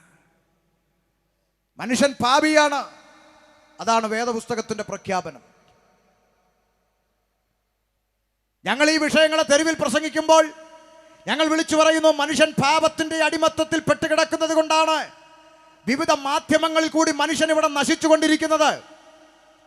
പാപമെന്ന് പറഞ്ഞാൽ രാവിലെ വന്ന് കോളിംഗ് ബെൽ അടിച്ച് ഗുഡ് മോർണിംഗ്, ഞാനാ പാപി അല്ലെങ്കിൽ പാപം, ഇന്ന് നിങ്ങളുടെ കൂടെ താമസിക്കാൻ ആഗ്രഹിക്കുന്നു എന്ന് പറയുന്ന ഒരു മനുഷ്യനല്ല പാപം. പാപം ഒരു മനുഷ്യനായിരുന്നെങ്കിൽ പിണറായി സഖാവിനൊരു പരാതി കൊടുത്ത് അവനെ അറസ്റ്റ് ചെയ്ത് ജയിലിലിട്ട് എന്നേ നാട് രക്ഷപ്പെടുമായിരുന്നു, ഇല്ലേ? പാപം ഒരു വടവൃക്ഷമായിരുന്നെങ്കിൽ ഒരു പണിക്കാരനെ വിളിച്ച് വെട്ടിക്കളഞ്ഞ് നാട് രക്ഷിക്കാമായിരുന്നു, ഇല്ലേ? പാപം ഒരു വസ്തുവായിരുന്നെങ്കിൽ അല്പം പെട്രോൾ ഒഴിച്ച് കത്തിച്ചതിന്റെ ചാരമെടുത്ത് പമ്പയിലോ കാവേരിയിലോ ഒഴുക്കി എന്നേ നാട് ശുദ്ധമാക്കുമായിരുന്നു, ഇല്ലേ? എന്തുകൊണ്ട് കഴിയുന്നില്ല? ഇരട്ട ചങ്കുള്ള നേതാവ് ഭരിക്കുന്ന സംസ്ഥാനത്ത് മനുഷ്യനെ പാപത്തിൽ നിന്ന് മോചിക്കാൻ ഇവിടുത്തെ ഒറ്റ സംവിധാനങ്ങൾക്കും കഴിയാത്തത് എന്തുകൊണ്ട്? പാപം ഒരു മനുഷ്യനല്ലാത്തത് കൊണ്ട്. പാപത്തെ അറസ്റ്റ് ചെയ്യാനുള്ള സംവിധാനം ഇവിടുത്തെ ഭരണഘടനയ്ക്ക് ഇല്ലാത്തത് കൊണ്ട്. മനുഷ്യൻ പാപിയായതുകൊണ്ട്. വിവിധ മാധ്യമങ്ങളിലൂടെ മനുഷ്യൻ പാപത്തിന് അടിമപ്പെട്ടിരിക്കുന്നു. പ്രധാനപ്പെട്ട ഒന്നാണ് ഞങ്ങൾ തെരുവിൽ നിന്ന് വിളിച്ചു പറയുന്ന ലഹരി. ശരിയല്ലേ? പ്രായപൂർത്തിയാകാത്ത കൊച്ചു കുട്ടിയെപ്പോലും കുട്ടി കുറ്റവാളിയാക്കി മാറ്റി ജുവൈനൽ ഹോമിലേക്ക് അയക്കുന്ന ചെകുത്താൻ ലഹരി. കേരളത്തിന്റെ ഒരറ്റം മുതൽ മറ്റേ അറ്റം വരെ കാർ നിന്നുകൊണ്ടിരിക്കുന്ന ചെകുത്താൻ ലഹരി. കഴിഞ്ഞ ദിവസങ്ങളിലെ യാത്രയിൽ എക്സൈസ് വകുപ്പിൽപ്പെട്ട ഒരു ഉദ്യോഗസ്ഥൻ പറഞ്ഞു, നിങ്ങൾ ഈ പ്രസംഗങ്ങൾ തുടരണം. എന്തുകൊണ്ട്? 6ാം ക്ലാസ്സിൽ പഠിക്കുന്ന ഒരു പെൺകുഞ്ഞിന്റെ ബാഗിൽ നിന്നാണ് MDMA എന്ന് പറയുന്ന മാരകമായ മയക്കുമരുന്ന് കണ്ടെത്തിയതെന്ന്. എൻ്റെ ശബ്ദം കേൾക്കുന്ന നിങ്ങളിൽ പലർക്കും 6ാം ക്ലാസ്സിൽ പഠിക്കുന്ന മക്കളുണ്ടാവില്ലേ? കേവലം 10ഓ 11ഓ വയസ്സും മാത്രം പ്രായമുള്ള ഒരു പെൺകുഞ്ഞിന്റെ ബാഗിൽ നിന്ന് MDMA എന്ന് പറയുന്ന മാരക മയക്കുമരുന്ന് കണ്ടെടുത്തെങ്കിൽ ആ വാർത്ത നൽകുന്നത് അത്ര ശുഭകരമായ ഒരു സൂചനയല്ല. കേരളം വലിയൊരു വിപത്തിലേക്ക് പോകുന്നു എന്നുള്ളതിന്റെ സൂചനയാണ്. എന്തേ ഇവിടെ ആർക്കും കൊടി പിടിക്കേണ്ടാത്തത്? A മുതൽ Z വരെയുള്ള അക്ഷരമാലകളിൽ കൂണുപോലെ മുളച്ചു പൊങ്ങുന്ന രാഷ്ട്രീയ കോമരങ്ങൾക്ക് എന്താ ഈ വിപത്തിൽ നിന്ന് കേരളത്തെ രക്ഷിച്ചെടുപ്പാൻ ചെറുവിരലടക്കാൻ തൻ്റെ ഇടമില്ലാത്തത്? പിടിച്ചു കെട്ടാൻ കഴിയില്ല. എന്തുകൊണ്ട്? ഇതിന്റെ പിന്നിൽ ഒളിച്ചിരിക്കുന്ന ചെകുത്താൻ പാപമെന്ന് പറയുന്ന വിപത്താണ്. അല്ലാതെ ഞങ്ങൾ ഉപദേശിമാർ റോഡിൽ നിന്ന് പ്രസംഗിക്കുമ്പോൾ കുറെ രാഷ്ട്രീയ പ്രേമികൾ വന്നിട്ട് പറയും, നിങ്ങൾ ഇവിടെ കിടന്ന് ഉണ്ടാകീറിയുണ്ട്, ഇവിടെ എന്തോ മാറ്റം, അതിനൊക്കെ മദ്യവും മയക്കുമരുന്നും ലഹരിയൊക്കെ പിള്ളേരെ നശിപ്പിക്കുന്നെങ്കിൽ അതിനെ നന്നാക്കാനാണ് ഇവിടെ പോലീസും ഗവൺമെന്റും ഉള്ളത്. ഹേ രാഷ്ട്രീയ പ്രേമിയായ കൂട്ടുകാരാ, ഒരു ചോദ്യം ചോദിക്കട്ടെ. നിനക്ക് നട്ടലുണ്ടെങ്കിൽ തൻ്റെ ഇടത്തോടെ നട്ടൽ നിവർത്തിന്ന് ഉത്തരം പറയണം. ഈ കൊച്ചു കേരളത്തിൽ ആരാണ് കുടിക്കാൻ മദ്യം വളം വന്നത്? പറ. മുട്ടുവിറക്കത്തില്ലെങ്കിൽ പറ. അതാത് ഗവൺമെന്റുകളാണ് കുടിക്കാൻ കൊടുക്കുന്നത്, അല്ലേ? അതെ. കുടിച്ചവനെ വഴി പിടിച്ചു നിർത്തി പിഴയടപ്പിക്കുന്ന ആരാ? എന്തേ? കുടിക്കാൻ കൊടുക്കുന്നതും സർക്കാർ, കുടിച്ചവനെ കൊണ്ട് പിഴയടപ്പിക്കുന്നതും സർക്കാർ. നാടകമേ ഉലകം. വിൽക്കുന്നിടത്ത് പോലീസ് കാവല്, വിറ്റ് കഴിഞ്ഞാൽ അടുത്ത വളവില്. വിൽക്കുന്നിടത്ത് അടി ഉണ്ടാകാതിരിക്കാൻ കാവല് നിൽക്കും, വിറ്റ് കഴിഞ്ഞാൽ അടുത്ത വളവിൽ പോയി ഒളിച്ചിരിക്കും. കാരണം ഇവൻ അതിലെയാണല്ലോ വരുന്നത്. ഇത്തരം നാടകമല്ല ഇവിടെ നടക്കുന്നത്. കോമാളികളാ ജീവിക്കുന്ന പൊതുജനം കഴുത. എന്നാ മിണ്ടാത്തെ? ഒരു സാധാരണ കൂലിപ്പണിക്കാരൻ ഈ കൊച്ചു കേരളത്തിലെ ജീവിതം എങ്ങനെ കൊണ്ടുപോകുന്നതെന്ന് ഇന്ന് വരെ ഒരുത്തനെങ്കിലും ചിന്തിച്ചിട്ടുണ്ടോ? ഇല്ലെങ്കിൽ 2 മിനിറ്റ് കേട്ടോ. ഇതും സുവിശേഷത്തിന്റെ ഭാഗമാണ്. മനുഷ്യൻ തിന്മയിലേക്ക് പോകുന്നതും കൂടെ പറയണമല്ലോ. ഒരു സാധാരണ കൂലിപ്പണിക്കാരൻ്റെ ജീവിതം നിങ്ങളത് ചിന്തിക്കുക. കാലത്ത് മുതൽ വൈകുന്നേരം വരെ അധ്വാനിച്ചു, വൈകിട്ട് 1200 രൂപ ശമ്പളം മേടിച്ച് പോക്കറ്റിൽ തിരുകുന്നു, കയ്യും കാലും മുഖവും കഴുകുന്നു, ഒറ്റ ഓട്ടം. എവിടെ? ബിവറേജിന്റെ തിണ്ണയിലേക്ക്. തലേ തോർത്ത് വിട്ടുകൊണ്ട് അളിയൻ പമ്മി നിൽക്കുന്നു കുപ്പിയെടുക്കാൻ. തൊട്ട് പുറകെ ഹെൽമറ്റ് വെച്ചോണ്ട് മോൻ നിപ്പുണ്ട്, അത് പുള്ളി അറിയുന്നുമില്ല. അപ്പൻ തോർത്തിട്ടോണ്ട് മോൻ ഹെൽമറ്റ് വെച്ചോണ്ട്, രണ്ടുപേരും ഒറ്റ ക്യൂവിൽ നിൽക്കുന്നതാണ് പുതിയ കാഴ്ച. 1200-ൽ 700 രൂപ കൊടുത്ത് കുപ്പിയെടുത്തു അപ്പൻ. കണക്ക് ശരിയാണോ എന്ന് ശ്രദ്ധിച്ചോണം. 1200-ൽ 700 രൂപ കൊടുത്ത് കുപ്പിയെടുത്തു അപ്പൻ. ബിവറേജിന്റെ മൂലയെ മാറിയിരുന്ന് കുപ്പി അടിച്ചു തീർത്തു. അപ്പൻ പിറ്റായി, കുപ്പി കാലിയായി. മിച്ചം കണക്ക് ശരിയാണോങ്കിൽ പറ, മിച്ചം എത്ര? 500 ആയി. കാലിക്കുപ്പിയും കൊണ്ട് അപ്പൻ ആടി ആടി അടുത്തുള്ള ആക്രി കട വരുന്നു. കാലിക്കുപ്പി അവിടെ കൊടുത്തു, കുപ്പിക്ക് കിട്ടി 3 രൂപ. അരിക്ക് 1 രൂപയല്ലേ ഉള്ളൂ. വികസനമാണല്ലോ, വികസനം. ഇപ്പോൾ 3 കിലോ അരി വീട്ടിലെത്തും. പെണ്ണും പിള്ളയ്ക്ക് പരാതി ഇല്ല. 3 കിലോ അരിയും കൊണ്ട് മിച്ചം 500 പോക്കറ്റിൽ തിരികി ഇവൻ ആടി ആടി കൈനറ്റിക് കൊണ്ടാണ് എടുത്ത് വീട്ടിലോട്ട് പോകുമ്പോൾ ദാ വരുന്നു അടുത്ത ഇരുട്ടടി. ഏത്? ആ വളവ് തിരിഞ്ഞപ്പോൾ ഒളിച്ചിരുന്ന് ഇര പിടിക്കുന്ന ജീവി പിടിച്ചു. ഊതടാന്ന് പറഞ്ഞു ഊതി. ബാക്കി 500 ഉള്ളത് അവനും കൊണ്ടുപോയി. എന്തേ? ബാക്കി 500 ഉള്ളത് അവനും കൊണ്ടുപോയി. കാലത്ത് മുതൽ വൈകുന്നേരം വരെ അധ്വാനിച്ച് 1200 രൂപ കയ്യിൽ നിന്ന് പോയപ്പോൾ 3 കിലോ അരി വീട്ടിലെത്തിയതിന്റെ പേരാണ് രാഷ്ട്രീയ ചേട്ടൻ നമ്മളെ പഠിപ്പിച്ച വികസനം.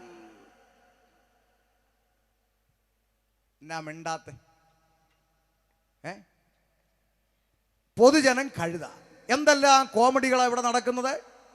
ഈ കഴിഞ്ഞ ചില 3 മാസങ്ങൾക്ക് മുമ്പ് ഭരണതലത്തിലിരിക്കുന്ന ഒരു മന്ത്രി പറയുന്നു, അടുത്ത ആഴ്ച കേരളത്തിലെ എല്ലാ മലയാളികളും ലഹരിക്കെതിരായി സന്ധ്യയ്ക്ക് ദീപം തെളിക്കണം. പിന്നല്ല മന്ത്രിമാരായ ഇങ്ങനെ വേണമെന്ന് തോന്നി. പക്ഷേ 3 ആഴ്ച കഴിഞ്ഞപ്പോൾ അതേ മന്ത്രി പറയുകയാണ് കേരളത്തിൽ മദ്യലഭ്യത ഉറപ്പുവരുത്തും എന്ന് പറഞ്ഞാൽ ഇനി എവിടെങ്കിലും ബിവറേജ് ഇല്ലെങ്കിൽ ഉണ്ടാക്കി തരും. 3 ആഴ്ച മുമ്പ് ലഹരിക്കെതിരായി ദീപം തെളിക്കുന്ന മന്ത്രി, 3 ആഴ്ച കഴിഞ്ഞപ്പോൾ ബിവറേജ് ഉണ്ടാക്കി തരുന്ന മന്ത്രി. ഇതിലും മികച്ച കോമഡി ലോകത്തിൽ എവിടെ കിട്ടും? പൊതുജനത്തെ പൊട്ടന്മാരാക്കി മാറ്റുന്നു. ഈ അടുത്ത കാലങ്ങളിലായി സർക്കാർ പറഞ്ഞതിന് സർക്കാരിൻ്റെ ആഭിമുഖ്യത്തിൽ ഗ്രാമാന്തരങ്ങൾ തോറും കള്ള് വിതരണം ചെയ്യാൻ പോവുകയാണ്. ക്ഷമിക്കണം, കള്ളെന്ന് പറയരുത്, പോലീസ് പിടിക്കും. പോഷകാഹാരം എന്ന് പറയണമെന്നാണ് മന്ത്രി പറഞ്ഞു. അതുകൊണ്ട് ക്ഷമിക്കണം, പെട്ടെന്ന് ആവേശത്തിൽ പറഞ്ഞു. കള്ളെന്നുള്ള പദം പിൻവലിക്കുന്നു. പോഷകാഹാരം വിതരണം ചെയ്യും. എൻ്റെ ചിന്തയിൽ പറഞ്ഞാൽ അംഗൻവാടി പഠിക്കുന്ന കുട്ടികൾക്കും കൊടുക്കണം സാർ. ഉപ്പുമാവിൻ്റെ കൂടെ 1 കുപ്പി പോഷകാഹാരം. 15ഉം 16ഉം വയസ്സിൽ വെട്ടുന്നതൊക്കെ ഔട്ട് ഓഫ് ഫാഷനായി. അംഗൻവാടി തൊട്ട് വെട്ടി തുടങ്ങട്ടെന്നേ. ഇവിടെ പൊതുജനം കഴുതയായി മാറിക്കൊണ്ടിരിക്കുന്ന ഭരണകാലം. എന്തെല്ലാം കോമഡി നിയമങ്ങളാണ് നാട്ടിലുള്ളതില്ലേ? 60 രൂപയുടെ കുപ്പി 640 രൂപയ്ക്ക് ബിവറേജ് വഴി വിറ്റ് GST സഹിതം പണം വാങ്ങി സർക്കാരിൻ്റെ ഖജനാവിൽ പണം വീണ് കഴിഞ്ഞാൽ വാങ്ങുന്നവൻ എവിടെ ഇരുന്ന് കുടിക്കാൻ പാടില്ല, പോലീസ് പിടിക്കും. കോമഡി 1. കോമഡി 2, ഇവിടെയുള്ള ഈ കാറ്, പിന്നെ ഓട്ടോ, ലോറി, ഇതിനകത്തെല്ലാം വെക്കുന്ന ബമ്പർ, അക്സസറീസ്, കൂൾ ഫിലിം, ഈ തുടങ്ങിയ ഐറ്റങ്ങൾ മുഴുവൻ വിൽക്കുന്ന കട നെയ്യാറ്റിൻകരയിലുണ്ടല്ലേ? വിൽക്കണം, നല്ല വില വിൽക്കണം. GST സഹിതം പണം പിടുങ്ങണം, സർക്കാരിൻ്റെ ഖജനാവിൽ പണം വീണ് കഴിഞ്ഞാൽ വാങ്ങുന്നവൻ ഇത് വണ്ടി വെച്ചുകൊണ്ട് നടക്കാൻ പാടില്ല. മാമന്മാർ വഴി പിടിച്ച് നിർത്തി പെറ്റി അടിപ്പിച്ച് അഴിപ്പിക്കും. വിൽക്കാം, വെക്കരുത്. കോമഡി 2. കോമഡി 3, ഇവിടെയുള്ള തിരക്ക് പിടിച്ച ടൗണിൽ കൂടെ പെട്ടെന്ന് പോകാൻ പറ്റാത്തത് കൊണ്ട് 6 വരിപ്പാത ഹൈവേ പെട്ടെന്ന് പോകാൻ വേണ്ടി 6 വരിപ്പാത ഹൈവേ നിർമ്മിക്കണം. 1000 ക്യാമറ വെക്കണം. 80ൻ്റെ മേലെ പോയാൽ പിഴ അടയ്ക്കും. എന്നാൽ പിന്നെ ടൗണിൽ കൂടെ പോയാൽ പോരെ. കോമഡി 3. കോമഡി 4, ഇവിടെയുള്ള ബേക്കറികളിൽ നോക്കണം. ചിപ്സ് പ്ലാസ്റ്റിക് കവറിൽ, മിച്ചർ പ്ലാസ്റ്റിക് കവറിൽ, പക്കാവട പ്ലാസ്റ്റിക് കവറിൽ, ബിസ്ക്കറ്റ് പ്ലാസ്റ്റിക് കവറിൽ, അല്ലേ? ഇത് 4ഉം കൂടെ വാങ്ങുന്നവനൊരു പ്ലാസ്റ്റിക് കവർ കൊടുത്താൽ കടക്കാരൻ്റെ നെഞ്ചത്ത് വെറ്റിയടി, അല്ലേ? ഇവിടുത്തെ ബസ്സുകളൊക്കെ അപകടത്തിൽപ്പെടുന്നത് വെള്ള കളറില്ലാത്തതുകൊണ്ട് എല്ലാത്തിനെയും പിടിച്ച് വെള്ളം അടിപ്പിച്ചു. പക്ഷേ നമ്മുടെ KSRTC ഇപ്പോഴും ചുമലയാ, ഇടിക്കൊരു കുറവുമില്ല. കഴിഞ്ഞ ആഴ്ച എന്നെയും കൊല്ലാൻ വന്നൊരു കാലൻ, അല്ലേ? ഏറ്റവും ലേറ്റസ്റ്റ് ആയിട്ട് കേട്ട വാർത്ത എന്ന് പറയുന്നത് പ്രൈവറ്റ് വാഹനങ്ങളിൽ സഞ്ചരിക്കുന്ന ആളുകൾ കറുത്തുടുപ്പിടാൻ പാടില്ല. കാര്യം ഈ AI ക്യാമറയ്ക്ക് കൺഫ്യൂഷൻ ഉണ്ടാകും, നിങ്ങൾ ബെൽറ്റ് ഇട്ടിട്ടുണ്ടോ ഇല്ലയോ എന്ന്. അപ്പോൾ അതുകൊണ്ട് പെറ്റി വീട്ടിൽ വരാൻ സാധ്യതയുണ്ട്. അതുകൊണ്ട് പ്രൈവറ്റ് കാറുള്ളവർ കറുത്തുടുപ്പ്, കൺഫ്യൂഷൻ ഉണ്ടാകും ക്യാമറയ്ക്ക്. അപ്പോൾ ഇനി ഉടുപ്പിടണോ വേണ്ടെന്ന് പോലും തീരുമാനിക്കുന്ന കാലഘട്ടം വരും. പൊതുജനം ഇവിടെ കരുതിയാൽ, ഇപ്പോൾ ചിലർക്ക് ഇത് കേൾക്കുമ്പോൾ ചില ആളുകൾ ചിന്തിക്കും ഇങ്ങനെ കമ്മ്യൂണിസ്റ്റിനെതിരായിട്ടാണ് ഈ പറയുന്നത്. അങ്ങനെയൊന്നും ചിന്തിക്കല്ലേ. ഇവിടെ കമ്മ്യൂണിസ്റ്റ് ഭരിച്ചാലും നാളെ കോൺഗ്രസ് ഭരിച്ചാലും ഇനി എങ്ങാനും താമര വിരിഞ്ഞാലും ഇതിനെയൊക്കെ തൂത്ത് കളയാൻ ചൂല് വന്നാലും നമ്മുടെയൊക്കെ ഗതി ഇതിൻ്റെ അപ്പുറത്തൊരു പിണ്ണാക്കും ഇവിടെ സംഭവിക്കാൻ പോകുന്നില്ല. കാലാകാലങ്ങളിൽ മാറി വരുന്ന രാഷ്ട്രീയക്കാർ അവരുടെ അവിടെ തലമുറ 3ഉം 4ഉം തലമുറയ്ക്കും തിന്നാനുള്ളത് ഉണ്ടാക്കി വെച്ചിട്ട് കളം വിടാൻ വേണ്ടി ഓടുന്ന അണ്ണന്മാരാ. അതിൻ്റെ അപ്പുറത്ത് ഇവിടെ പൊതുജനത്തെക്കുറിച്ച് ഭാരപ്പെടുന്ന വലിയ ഭരണകൂടങ്ങളൊന്നും ഇവിടെ ഉണ്ടാകാൻ പോകുന്നുമില്ല. ഇതൊന്നും തലയ്ക്കകത്ത് തിരിച്ചറിയാൻ അറിയാത്ത കുറേ പൊട്ടന്മാർ, ചെറുക്കന്മാർ ഏതൊക്കെയോ രാഷ്ട്രീയ പാർട്ടികൾക്ക് വേണ്ടി ചാകാനും കൊല്ലാനും നടക്കുക. എന്നെ കേൾക്കുന്ന കൂട്ടുകാരെ, കൂടപ്പുറപ്പെ, സ്നേഹിത, നീ ഏത് പാർട്ടിക്ക് വേണ്ടി അടിച്ചാലും ഇടിച്ചാലും ചത്താലും കൊന്നാലും ഇരു പാർട്ടിയുടെ നേതാക്കന്മാർ അടുത്ത സ്റ്റേജിൽ കാണുമ്പോൾ തമ്മിൽ കെട്ടിപ്പിടിച്ച് ക്യാമറയുടെ നേരെ നോക്കി വലിച്ച ചിരിയും ചിരിച്ച് അവരവരുടെ വീട്ടിൽ പോയി കൂർക്കം വലിച്ച് ഉറങ്ങും. ആരാ നിനക്ക് വേണ്ടി കരയുന്നത്? എടോ മനുഷ്യ, കേരളത്തിൽ ഇന്ന് വരെ ഒറ്റ രാഷ്ട്രീയക്കാരുടെ മക്കൾ രക്തസാക്ഷികളായി തെരുവി ചത്തട്ടില്ലടോ. ഉണ്ടോ? ഒരൊറ്റ രാഷ്ട്രീയ നേതാക്കന്മാരുടെ മക്കൾ തെരുവി കിടന്ന് ചത്തിട്ടില്ല. രാഷ്ട്രീയ നേതാക്കന്മാരുടെ മക്കൾ അമേരിക്ക, UK, കാനഡ, ഓസ്ട്രേലിയ പോയി പഠിച്ച് നല്ല വീട് മേടിച്ച് നല്ല കാറ് മേടിച്ച് നല്ല സമ്പാദ്യം ഉണ്ടാക്കി അടിച്ചു പൊളിച്ചു. ഇടയ്ക്കിടയ്ക്ക് നേതാക്കന്മാർ മക്കളെ കാണാൻ വിമാനം കയറി അമേരിക്ക പോന്നു. മക്കളുമായി ഒന്നിച്ചിരുന്ന് ചിക്കനും മട്ടനും കടിച്ചു പറിക്കുന്ന വീഡിയോ പിടിച്ച് ഫേസ്ബുക്കിൽ യൂട്യൂബിൽ വിടുമ്പോൾ ഇങ്ങകലെ തിരുവനന്തപുരത്ത് നെയ്യാറ്റിൻകര കൊച്ചു ഗ്രാമത്തിൽ പെറ്റതള്ളയ്ക്ക് കഞ്ഞി കൊടുക്കാത്തവൻ ലൈക്കും കമൻറ്റും അടിച്ച് റോഡിൽ കിടന്ന് ജാകുന്നു. ഇതൊക്കെയാണോ ഇവിടെ നടന്നുകൊണ്ടിരിക്കുന്നത്? ഇതൊന്നും തിരിച്ചറിയാൻ കഴിയാത്ത കുറെ പൊട്ടന്മാർ പറയാണ് ഗവൺമെൻറ് നന്നാക്കും. നിങ്ങൾ ഉപദേശിമാർ ഒന്ന് പോടും മനുഷ്യ. ഉപദേശിമാർ നന്നാക്കിയവരായി ഈ പന്തലിൻ്റെ അകത്ത് ഗ്രൗണ്ടിൽ നിരന്നിരിക്കുന്നത് നോക്ക്. ഇന്നലെ വരെ ഇവിടെ കള്ളും കുടിച്ച് മുണ്ടും മടക്കി കുത്തി നാടിനും വീടിനും പോലീസിനും തലവേദനയായി ജീവിച്ച ഒരു 10 എണ്ണമെങ്കിലും ഇതിൻ്റെ അകത്ത് കാണും. നന്നാക്കിയത് ഇവിടുത്തെ മർദ്ദനമുറകളല്ല, നന്നാക്കിയത് സുവിശേഷമാണ്. അക്രമത്തിന്റെ മാർഗമല്ല, പീഡനത്തിന്റെ മാർഗമല്ല, വാള് കാണിച്ചിട്ടല്ല, ബോംബ് പൊട്ടിച്ചിട്ടല്ല, ഒരു മൊട്ടുസൂചി കൊണ്ടുപോലും കുത്തി നോവിക്കാതെ മനുഷ്യന്റെ സ്വഭാവത്തിന് മാറ്റം വരുത്തിക്കൊണ്ട് ദേശത്തിനും കുടുംബത്തിനും സമൂഹത്തിനും പോലീസിനും നല്ലവനാക്കി, നന്മയുള്ളവനാക്കി മാറ്റിക്കൊണ്ട് ഇന്നും ജൈത്രയാത്ര തുടരുന്ന ഒരു സന്ദേശമുണ്ടെങ്കിൽ ഞങ്ങൾ പൊട്ടന്മാരെ പോലെ തൊണ്ട കീറുന്ന സുവിശേഷമാണോ. ആമേൻ. അതുകൊണ്ട് പോലീസും ഗവൺമെൻറ്റും ഒന്നും നന്നാക്കുമെന്നും പറഞ്ഞ് വെറുതെ ചിരിപ്പിക്കരുത്. ഇവിടുത്തെ ശിക്ഷാവിധികൾ മനുഷ്യനെ നന്നാക്കുകയാണോ? ആണോ? വിവാഹ സ്വപ്നങ്ങളുമായി ട്രെയിനിൽ യാത്ര ചെയ്ത നമ്മുടെ കൊച്ചു സഹോദരി സൗമ്യ എന്ന് പറയുന്ന പെൺകുഞ്ഞിനെ നരാധമനായി ഒറ്റക്കയ്യൻ ഗോവിന്ദച്ചാമി ട്രെയിനെ വെച്ച് പീഡിപ്പിച്ച് കൊന്നിട്ട് അവനെ അകത്ത് കിടന്ന് ഉണ്ടതെന്ന് തടിച്ചു കൊടുത്ത് സിനിമാ നടനെ പോലെ അവൻ തിരിച്ച് പുറത്തിറങ്ങിയപ്പോൾ അവന് പീഡിപ്പിക്കാൻ ഒരു കൈ പോരെന്ന് മനസ്സിലാക്കിയിട്ട് അവന് ഫാബ്രിക്കേറ്റഡ് ആയിട്ട് ഒരു കൈയും കൂടെ വെച്ചു കൊടുക്കാൻ തയ്യാറായ സംഘടനയുള്ള നാടാണ് സാർ കേരളം. അതുകൊണ്ട് വെറുതെ ചിരിപ്പിക്കരുത്. കഷായത്തിലും ജ്യൂസിലും ഷാരോൺ എന്ന് പറയുന്ന ഒരു ചെറുപ്പക്കാരനെ തിരുവനന്തപുരത്തല്ലേ വിഷം കൊടുത്ത് കൊന്നുകളഞ്ഞ ഗ്രീഷ്മ എന്ന് പറഞ്ഞ പെണ്ണ് ചിരിച്ചുകൊണ്ട് പുറത്തിറങ്ങി നടന്നുപോയ വീഡിയോ കണ്ടില്ലേ? എന്താ ഗവൺമെൻറ് കൊടുത്ത പരിഗണന? പ്രായം കുറവാ, 22 വയസ്സല്ലേ ഉള്ളൂ. ഇനി എത്ര പേരെ കൊല്ലാനുള്ള പ്രായം കൊച്ചിനുണ്ട്? അകത്ത് കിടന്ന് കൊല്ലാൻ പറ്റുമോ? അതുകൊണ്ട് പുറത്ത് പോയി ആവശ്യത്തിന് കൊന്നു തീർത്തിട്ട് വരട്ടെ. മുട്ടിക്ക് ഇങ്ങനെയുള്ള നിയമ സംവിധാനങ്ങൾ വെച്ചിട്ട് ഉപദേശിമാർ തൊണ്ടകീറുണ്ട് ഞങ്ങൾ നന്നാക്കുന്നത് പോടോ ചിരിപ്പിക്കാതെ. കാലങ്ങളായി ഇവിടെ പ്രസംഗിക്കുന്ന ഷമീർ അബ്ദുൽ സലാമിനെയും ഇവിടെ ഇരിക്കുന്ന നാരായണൻകുട്ടിയെയും ഇവിടെ ഇരിക്കുന്ന ജോസഫിനെയും തോമസിനെയും ജാതി മത വർണ്ണവർഗ വ്യത്യാസമില്ലാതെ കാലങ്ങളായി മനുഷ്യന്റെ സ്വഭാവത്തിന് മാറ്റം വരുത്തിക്കൊണ്ട് ഇന്നും ജൈത്രയാത്ര തുടരുന്ന ഒരേ ഒരു സന്ദേശമുണ്ടെങ്കിൽ അതാണ് ഷമീർ അബ്ദുൽ സലാം പ്രസംഗിക്കുന്ന നസ്രേനായ യേശുക്രിസ്തുവിന്റെ സുവിശേഷം. അതുകൊണ്ട് ഞങ്ങൾ തൻ്റെ ഇടത്തോടെ പ്രസംഗിക്കും. സ്തോത്രം. അല്ലെങ്കിൽ നിങ്ങൾ പറയണം നിങ്ങളുടെ സുവിശേഷം കേട്ട് ഞങ്ങളുടെ ചെറുക്കൻ കഞ്ചാവ് അടിക്കാൻ തുടങ്ങി പറ, അടുത്ത വർഷം ഇങ്ങനെ ഒരു യോഗം ഇവിടെ ഇല്ല. നിങ്ങളുടെ സുവിശേഷം കേട്ട് എൻ്റെ കെട്ടിയോൻ കുടിയനായെന്ന് ഒരു ഭാര്യ വന്ന് പറയട്ടെ, ഈ യോഗ ഇനിമേൽ ഇവിടെ ഇല്ല. ഒന്നും പറയാനില്ല. സുവിശേഷം കേട്ട് ഒരുത്തൻ നശിച്ചു പോയെന്നല്ല. ആമേൻ. ഇന്നലെ വരെ കള്ളു കുടിച്ച അപ്പനും അമ്മയ്ക്കും നാടിനും വീടിനും തലവേദനയായി ജീവിച്ച പോലീസുകാർ തലകീഴായി കെട്ടിത്തൂക്കി കാൽവെള്ളയിൽ ചൂരൽ വടി കൊണ്ട് ആഞ്ഞടിച്ചിട്ടും നന്നാകാത്ത ഞങ്ങളെയൊക്കെ പോലെ അനേക ചെറുപ്പക്കാരെ മാതാപിതാക്കൾക്ക് കൊള്ളാവുന്ന മക്കളാക്കി തിരിച്ചു കൊടുത്ത പുണ്യമാണ് സുവിശേഷം. അതുകൊണ്ട് ഞങ്ങൾ പ്രസംഗിക്കുന്നു നന്നാക്കിയ സുവിശേഷം. എന്നേക്ക് 22 വർഷങ്ങൾക്ക് മുമ്പ് ഞാൻ ജനിച്ചു വളർന്ന എൻ്റെ നാട്ടിൽ കൂട്ടുകാരുമായി ഇതുപോലുള്ള സന്ധ്യയ്ക്ക് കവലയിൽ പിരിവിട്ട് കുപ്പിയെടുത്ത് വെള്ളമടിച്ചും ആളില്ലാത്ത വീട്ടിൻ്റെ ടെറസിൻ്റെ മോളെ വലിഞ്ഞു കയറി പാട്ടും കൂത്തും ഗാനമേള നടത്തിയും അടുത്ത ദിവസത്തെ കുപ്പിക്ക് പണം കണ്ടെത്താൻ നാട്ടുകാരുടെ മരച്ചീനിയും തേങ്ങയും കരിക്കുമൊക്കെ ചാക്കിലാക്കി കൂട്ടുകാരുമായി ഉത്സവപ്പറമ്പിൽ അടിയുണ്ടാക്കി നടന്നൊരു ഭൂതകാലം എനിക്കുണ്ട്. അന്നൊക്കെ ഞങ്ങളുടെ നാട്ടിൽ മീശയും മടിച്ച് കോളാമ്യം പിടിച്ച് കുടിക്കല്ലേ വലിക്കല്ലേ എന്നൊക്കെ പ്രസംഗിക്കുന്ന ഉപദേശിമാരെ കണ്ടാൽ എവൻ്റെ ചെവിക്കല്ലിട്ടൊന്ന് കൊടുത്താൽ എന്താണെന്ന് എനിക്ക് തോന്നിയിട്ടുണ്ട് പലവട്ടം. അതുകൊണ്ട് അങ്ങനെ ആർക്കെങ്കിലും തോന്നുന്നെങ്കിൽ വിഷമിക്കണ്ട, അങ്ങ് മാറും. അല്ല, ചിലർക്ക് തോന്നും, വിഷമിക്കണ്ട, അങ്ങ് മാറും. ഞങ്ങൾക്കൊക്കെ മാറിയതാ, നിങ്ങൾക്കും മാറും. അങ്ങനെ ചിന്തിച്ച് നടന്നൊരു കാലമുണ്ട്. ആ കാലത്ത് നിന്ന് പൊട്ടന്മാരെ പോലെ ഇവർ വിളിച്ചു പറയുന്ന ഈ സുവിശേഷത്തിന് അല്പമൊന്ന് ചെവി കൊടുക്കാൻ മനസ്സ് കാണിച്ചത് കൊണ്ട് കഴിഞ്ഞ 22 വർഷമായി ജീവിതത്തിൻ്റെ ചരിത്രം മാറ്റിമറിച്ചു സുവിശേഷം.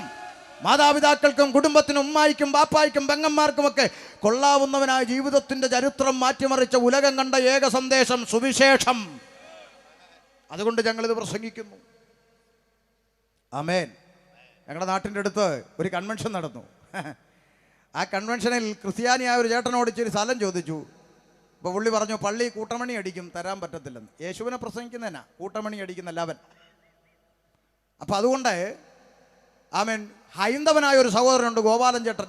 ആ സഹോദരനോട് ചെന്നിട്ട് ചോദിച്ചപ്പോൾ ആ സഹോദരൻ പറഞ്ഞു, നിങ്ങൾ ധൈര്യമായിട്ട് എൻ്റെ പറമ്പിൽ നടത്തിക്കൂ, അങ്ങനെയെങ്കിലും ആ പറമ്പ് വൃത്തിയാവുമെങ്കിലും ചെയ്യുമല്ലോ.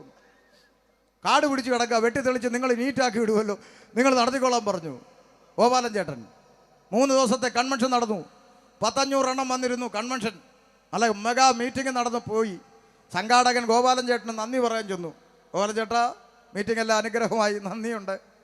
പിന്നെ പുള്ളിക്കാരൻ പറഞ്ഞു കുഴപ്പമില്ല, അതൊക്കെ സന്തോഷം, ഗ്രൗണ്ട് വൃത്തിയായല്ലോ, എനിക്ക് സന്തോഷം. ശരി. പിന്നെ ഏതായാലും ഒരു കാര്യം ഞാൻ സമ്മതിച്ചു. പുള്ളി പറയുക, എന്നെ സംഘാടകൻ ചോദിച്ചു, എന്നാ ചേട്ടാ? അല്ല, നിങ്ങളൊരു കുറഞ്ഞതൊരു 500 പേരെങ്കിലും ഇല്ലായിരുന്നോ 3 ദിവസവും? പിന്നെ ഒരു 500 പേരെ അടുത്തൊക്കെ കസേര ഞങ്ങൾ എടുത്തായിരുന്നു. ഏതായാലും ഒരു കാര്യം സമ്മതിച്ചു. എന്താ? നിങ്ങളൊരു 500 എണ്ണം 3 ദിവസം അവിടെ വന്നിരുന്ന് എഴുന്നേറ്റോട്ട് പോയി. ഒരു പാൻപരാഗിൻ്റെ കവർ പോലും അവിടുന്ന് പറക്കാനില്ലായിരുന്നു. ഞങ്ങളൊരു 500 എണ്ണം അവിടെ വന്നിരുന്നിട്ട് എഴുന്നേറ്റ് പോയെങ്കിൽ മിനിമം 4 കോട്ടൻ്റെ കുപ്പിയെങ്കിലും. ഗോപാലൻ ചേട്ടൻ പറഞ്ഞതാ, മിനിമം അത്രയെങ്കിലും പറഞ്ഞല്ലോ. സുവിശേഷം ആർക്കും ഒരു ദോഷവും വരുത്തിയിട്ടില്ല. അതുകൊണ്ട് അനാവശ്യമായ സുവിശേഷത്തെ പകയ്ക്കണ്ട. സ്തോത്രം.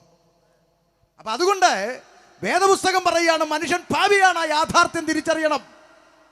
ഇവിടുത്തെ ഗവൺമെൻറ് ഭരണകൂടം പരാജയമായതുകൊണ്ടല്ല ഈ കുറ്റകൃത്യങ്ങൾ നിർത്താൻ കഴിയാത്തത്. അത് മനസ്സിലാക്കണം. ഇവിടുത്തെ ഭരണകൂടത്തിനോ ഇവിടുത്തെ പോലീസ് സംവിധാനങ്ങൾക്കോ പരാജയമായതുകൊണ്ടോ കഴിവില്ലാത്തത് കൊണ്ടോ അല്ല ഇന്നലെ വരെ കേട്ടുകേൾവി പോലും ഇല്ലാത്ത കുറ്റകൃത്യങ്ങൾ ഇവിടെ നടക്കുന്നത്. പിന്നെന്താ? പാപമെന്ന് പറയുന്ന ഇവനെ അറസ്റ്റ് ചെയ്യാനുള്ള നിയമ സംവിധാനം ഇവിടില്ല. ഒരു മനുഷ്യന്റെ അകത്ത് കുടിയിരിക്കുന്ന പാപമെന്ന് പറയുന്ന വിപത്തിനെ അറസ്റ്റ് ചെയ്ത് പുറത്തു കളഞ്ഞാൽ ഇന്നലെ വരെ ഈ ദേശത്തിൽ ദ്രോഹിയായി ജീവിച്ചവൻ നാളെ മുതൽ ഈ ദേശത്തിൽ നന്മയുള്ളവനായി മാറും. നാട്ടിലെ സകല മനുഷ്യൻ്റെയും സകല ചെറുപ്പക്കാരൻ്റെ ഉള്ളിൽ ഒരു നന്മയുടെ മനുഷ്യനുണ്ട്. ഇവിടെ കള്ളു കുടിച്ച് ആർക്കും വേണ്ട നടക്കുന്ന ഒരുത്തനെ നോക്കി നമ്മൾ പറയും, ഓ അവൻ നന്നാകത്തില്ല, അവൻ പണ്ടേ തല തെറിച്ചവനാ, അവൻ ചത്തുപോയെങ്കിൽ എന്നൊക്കെ നമ്മൾ പറയും. പക്ഷെ അവൻ്റെ അടുക്കൽ ഒരു 10 മിനിറ്റ് ഇരുന്നാൽ നമുക്ക് മനസ്സിലാകും അവൻ്റെ ഉള്ളിലും ഒരു നല്ല മനുഷ്യനുണ്ട്, നന്നാകണമെന്ന് ആഗ്രഹമുള്ള ഒരുത്തനുണ്ട്. പക്ഷെ അവന് പറ്റുന്നില്ലെന്നാണ് അവൻ പറയുന്നത്. എൻ്റെ ഒരു അനുഭവം പറയാം. മലപ്പുറം ജില്ലയിലെ കോട്ടക്കൽ ബസ് സ്റ്റാൻഡിൽ നിന്നുകൊണ്ട് ഞാൻ ഇതുപോലെ പ്രസംഗിക്കുക. ആ ദേശീയപാത നാഷണൽ ഹൈവേയുടെ അപ്പുറത്ത് ഒരു ചെറുപ്പക്കാരൻ കയ്യും കെട്ടി ഇങ്ങനെ പ്രസംഗം കേട്ടുകൊണ്ട് നിൽക്കുന്നത് ഞാൻ കാണുക. പ്രസംഗം കഴിഞ്ഞപ്പോൾ ആ ചെറുപ്പക്കാരൻ റോഡ് ക്രോസ് ചെയ്ത് എൻ്റെ അരികിലേക്ക് വരിക. അടുത്തു വന്നു. സുന്ദരനായ സുമുഖനായ ആരോഗ്യ ദൃഢഗാത്രനായ ഒരു ചെറുപ്പക്കാരൻ അടുത്തു വന്നപ്പോൾ ഞാൻ കണ്ടു അവൻ്റെ കണ്ണുകൾ നിറഞ്ഞ് കലങ്ങിയിരിക്കുന്നു. എൻ്റെ അടുക്ക് വന്നിട്ട് പറഞ്ഞു, സാറേ എന്നെ ഒന്ന് രക്ഷിക്കാൻ നിങ്ങൾ ഈ പറയുന്ന കാര്യങ്ങൾ കൊണ്ട് കഴിയുമോ? ഞാൻ ചോദിച്ചു, എന്നാ സഹോദര, എന്താ പ്രശ്നം എന്താ? ആ സഹോദരൻ പറഞ്ഞു, എൻ്റെ ഭാര്യ, എൻ്റെ കുടുംബം എല്ലാം പോയി സാറേ, എല്ലാം പോയി, ഞാൻ ഒറ്റയ്ക്കാ. ഒരു മുഴം കയറിലോ ഒരു കുപ്പി വിഷത്തിലോ തീർക്കാൻ വേണ്ടി ചിന്തിച്ചലഞ്ഞ് നടക്കുമ്പോൾ നിങ്ങളുടെ പ്രസംഗം കേട്ട് ഞാൻ കുറച്ചു നേരം ഇവിടെ നിന്നതാ. എന്തിനാ മരിക്കുന്നേ? അങ്ങനെയൊക്കെ മരിക്കാമോ? അതൊന്നും ചെയ്യരുത്. ആർക്ക് വേണ്ടി ജീവിക്കണം സാറേ? ഞാൻ ചോദിച്ചു, എന്താ കാര്യം എന്താന്ന് പറ. എനിക്കൊരു ഭാര്യയുണ്ട്, 4 വയസ്സുള്ളൊരു പെൺകുഞ്ഞുണ്ട്, സന്തോഷമായി ജീവിച്ച കുടുംബമാണ്. പിന്നെന്താ കാര്യം? ഓരോ ദിവസവും വീട്ടിൽ നിന്ന് ഇറങ്ങുമ്പോൾ 4 വയസ്സുള്ള പെൺകുഞ്ഞിൻ്റെ തലേ കൈവച്ച് ഞാൻ എൻ്റെ ഭാര്യയോട് സത്യം ചെയ്യും, സാറേ പപ്പയുടെ പൊന്നുമോളാണ്, പപ്പയുടെ ചക്കരവാവയാണ്, പപ്പ ഇനി കുടിക്കത്തില്ല എന്നാണ് ഇട്ട് പറഞ്ഞിട്ടാണ് ഇറങ്ങുന്നത്. പക്ഷേ വൈകിട്ട് സന്ധ്യയ്ക്ക് കവലെ ചെല്ലുമ്പോൾ ഷെയറിടളിയ കുപ്പിയെടുക്കാമെന്ന് പറഞ്ഞ് കാത്തു നിൽക്കുകയാണ് കൂട്ടുസംഘം. കൂട്ടുകാരുമായി പിരിവിട്ട് കുപ്പിയെടുത്ത് അടിച്ച് വീട്ടിൽ കയറി വരുമ്പോൾ, സാറേ നിങ്ങൾ പറഞ്ഞില്ലേ ഞാനും അങ്ങനെ ഒരു ചെകുത്താന, എൻ്റെ ഭാര്യയെ നിരന്തരം തല്ലി ഉപദ്രവിച്ചു, പാവം, അവൾ ഒത്തിരി സഹിച്ചു സാറേ, പാവമാ. പക്ഷെ നിവൃത്തിയില്ലാതെ വന്നപ്പോൾ അവൾ എൻ്റെ കുഞ്ഞിനെയും എടുത്തുകൊണ്ട് അവൾ ഇറങ്ങിപ്പോയി. ഇന്ന് ഞാൻ ഒറ്റയ്ക്ക. അവസാനം പറഞ്ഞൊരു വാചകം നിങ്ങൾ കേൾക്കണം. ആ ചെറുപ്പക്കാരൻ പറഞ്ഞ അവസാനത്തെ വാചകമാണ് എൻ്റെ ഹൃദയത്തെ സ്പർശിച്ചത്. അവൻ ഒടുവിൽ ഇങ്ങനെ പറഞ്ഞു, സാർ നിങ്ങൾ ആരെങ്കിലും ഇടപെട്ട് ഒരേ ഒരു പ്രാവശ്യം എൻ്റെ കുടുംബത്തെ എനിക്ക് തിരിച്ചു കിട്ടിയാൽ ഈ നശിച്ച കുടിയിൽ നിന്ന് ഒന്ന് രക്ഷപ്പെടണമെന്ന് എനിക്ക് ആഗ്രഹമുണ്ട്. മനസ്സിലാകുന്നുണ്ടോ? സകല മനുഷ്യൻ്റെ ഉള്ളിലൊരു ചിന്തയുണ്ട്, നന്നാകണം, അപ്പനെ അമ്മേനെ സ്നേഹിക്കണം, അവരെ വേദനിപ്പിക്കാതെ ജീവിക്കണം, കുടുംബത്തിന് കൊള്ളാവുന്നവനാകണം, ആഗ്രഹമുണ്ട്. പക്ഷെ പറ്റുന്നില്ലെന്നാണ് പറയുന്നത് പ്രിയരെ. അല്ലാതെ ഇവരെല്ലാം പെറ്റിട്ടപ്പോഴേ കള്ളന്മാരായും കള്ളുകുടിയന്മാരായും വന്നവരാരുണ്ട് ഇവിടെ? ആരുമില്ല. ആഗ്രഹമുണ്ട്, പക്ഷേ സാഹചര്യങ്ങൾ അവരെ അനുവദിക്കുന്നില്ലെന്ന് അവർ പറയുന്നു. എന്നാൽ അവരെ അനുവദിക്കാത്തതിൻ്റെ പേര് സാഹചര്യമെന്നല്ല, അവൻ്റെ അകത്ത് കുടിയിരിക്കുന്ന പാപമെന്ന് പറയുന്ന വിപത്താണെന്ന് എന്ന് ഒരു മനുഷ്യൻ തിരിച്ചറിയുന്നു, അന്ന് അവൻ ഇതുപോലെ ഈ ഗ്രൗണ്ടിൽ വന്ന് കുഞ്ഞാടിനെ പോലെ ഇരുന്ന് ദൈവത്തെ മഹത്വപ്പെടുത്തും. കാരണം പാപമെന്ന് പറയുന്ന വിപത്തിൽ നിന്ന് മോചനം പ്രാപിച്ചവരാണ് ഇതിൻ്റെ അകത്തിരിക്കുന്ന ദൈവമക്കളെന്ന് പറയുന്നവർ. ആമേൻ. അല്ല, ഞങ്ങളൊക്കെ ഒരു സുപ്രഭാതത്തിൽ തലയ്ക്കകത്ത് ഓളം കയറി കമ്മൽ ഊരി മാല ഊരിക്കളഞ്ഞ് കൊട്ടിപ്പാടി കലവിലാന്ന് പറയാൻ ഇറങ്ങിയവരൊന്നുമല്ല. ആമേൻ. ഇതൊന്നും ഇഷ്ടപ്പെട്ട് ഇതിൻ്റെ പുറകെ ഓടിക്കൂടിയവരും അല്ല. ജീവിതത്തിൻ്റെ അനുഭവങ്ങളിലൂടെ തിരിച്ചറിഞ്ഞ യാഥാർത്ഥ്യം മനുഷ്യൻ പാപിയാണ് എന്നുള്ള തിരിച്ചറിവ്.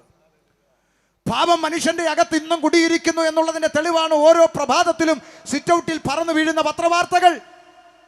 മനുഷ്യൻ പാപിയാണെന്ന് വാക്കും ഭാഷണവും കൂടാതെ വിളിച്ചറിയിക്കുന്ന സത്യം, മനുഷ്യൻ്റെ അകത്ത് പാപം പ്രവേശിച്ചു.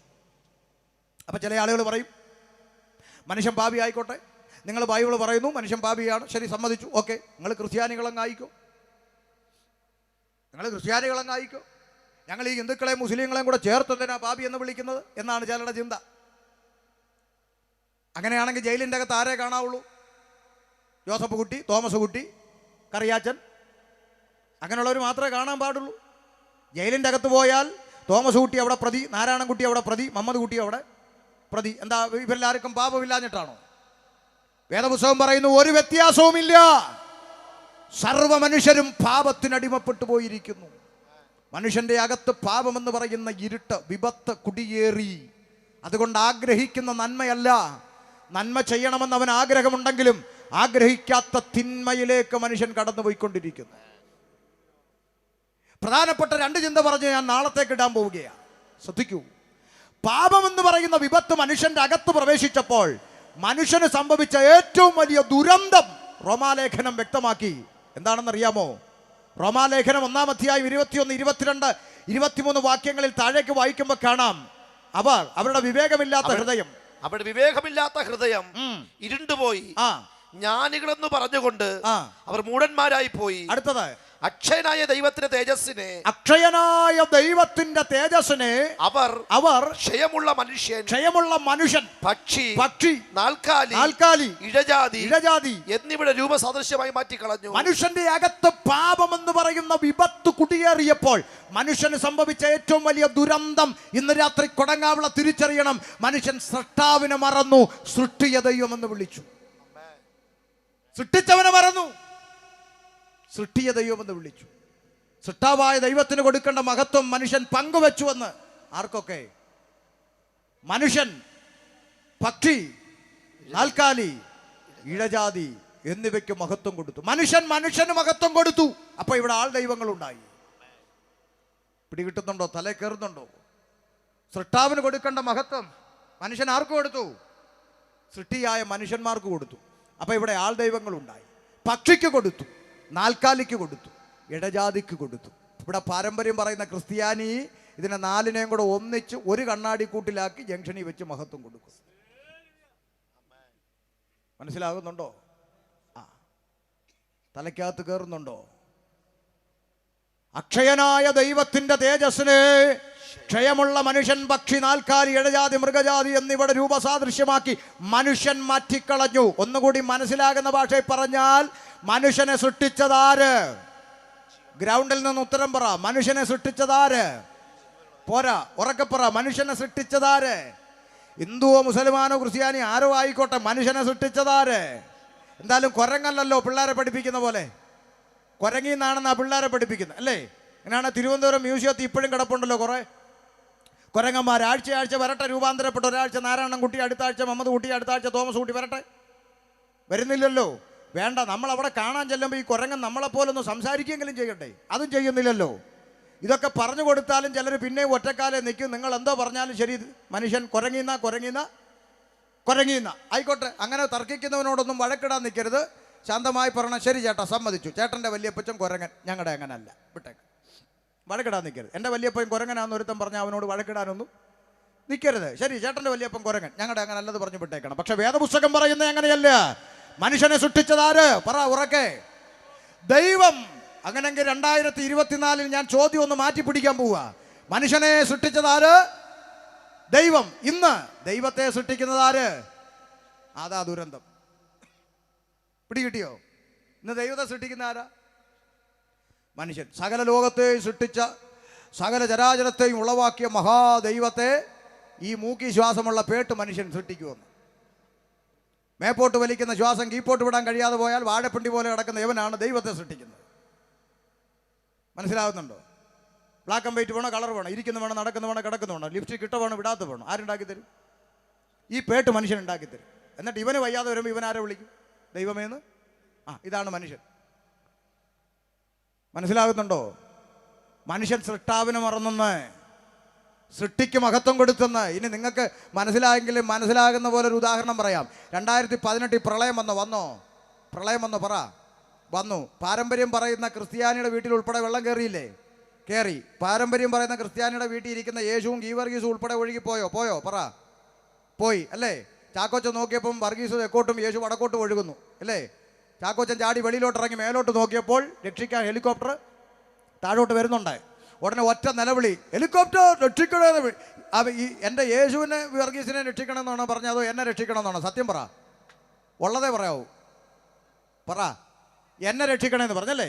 ഹെലികോപ്റ്റർ താഴെ വന്നു, ചാക്കോച്ചനെ തൂക്കിയെടുത്തു, ദുരിതാശ്വാസ ക്യാമ്പിൽ കൊണ്ടുപോയി ആക്കി രക്ഷിച്ചു അല്ലേ. ഒരാഴ്ച കഴിഞ്ഞപ്പോൾ വെള്ളമൊക്കെ ഇറങ്ങി ശാന്തമായി. ചാക്കോച്ചൻ തിരിച്ച് വീട്ടിൽ വന്നപ്പോൾ ഒഴുകിപ്പോയ വർഗീസ് അവിടെ ചെളി പിടിച്ച് കിടക്കുന്നു. പുള്ളി ഓടിപ്പോയി അതിനെ തുടച്ചെടുത്ത് ഷോക്കേഴ്സിൽ കൊണ്ട് വെച്ചിട്ട് പറയാ, എന്നെ രക്ഷിക്കണേ.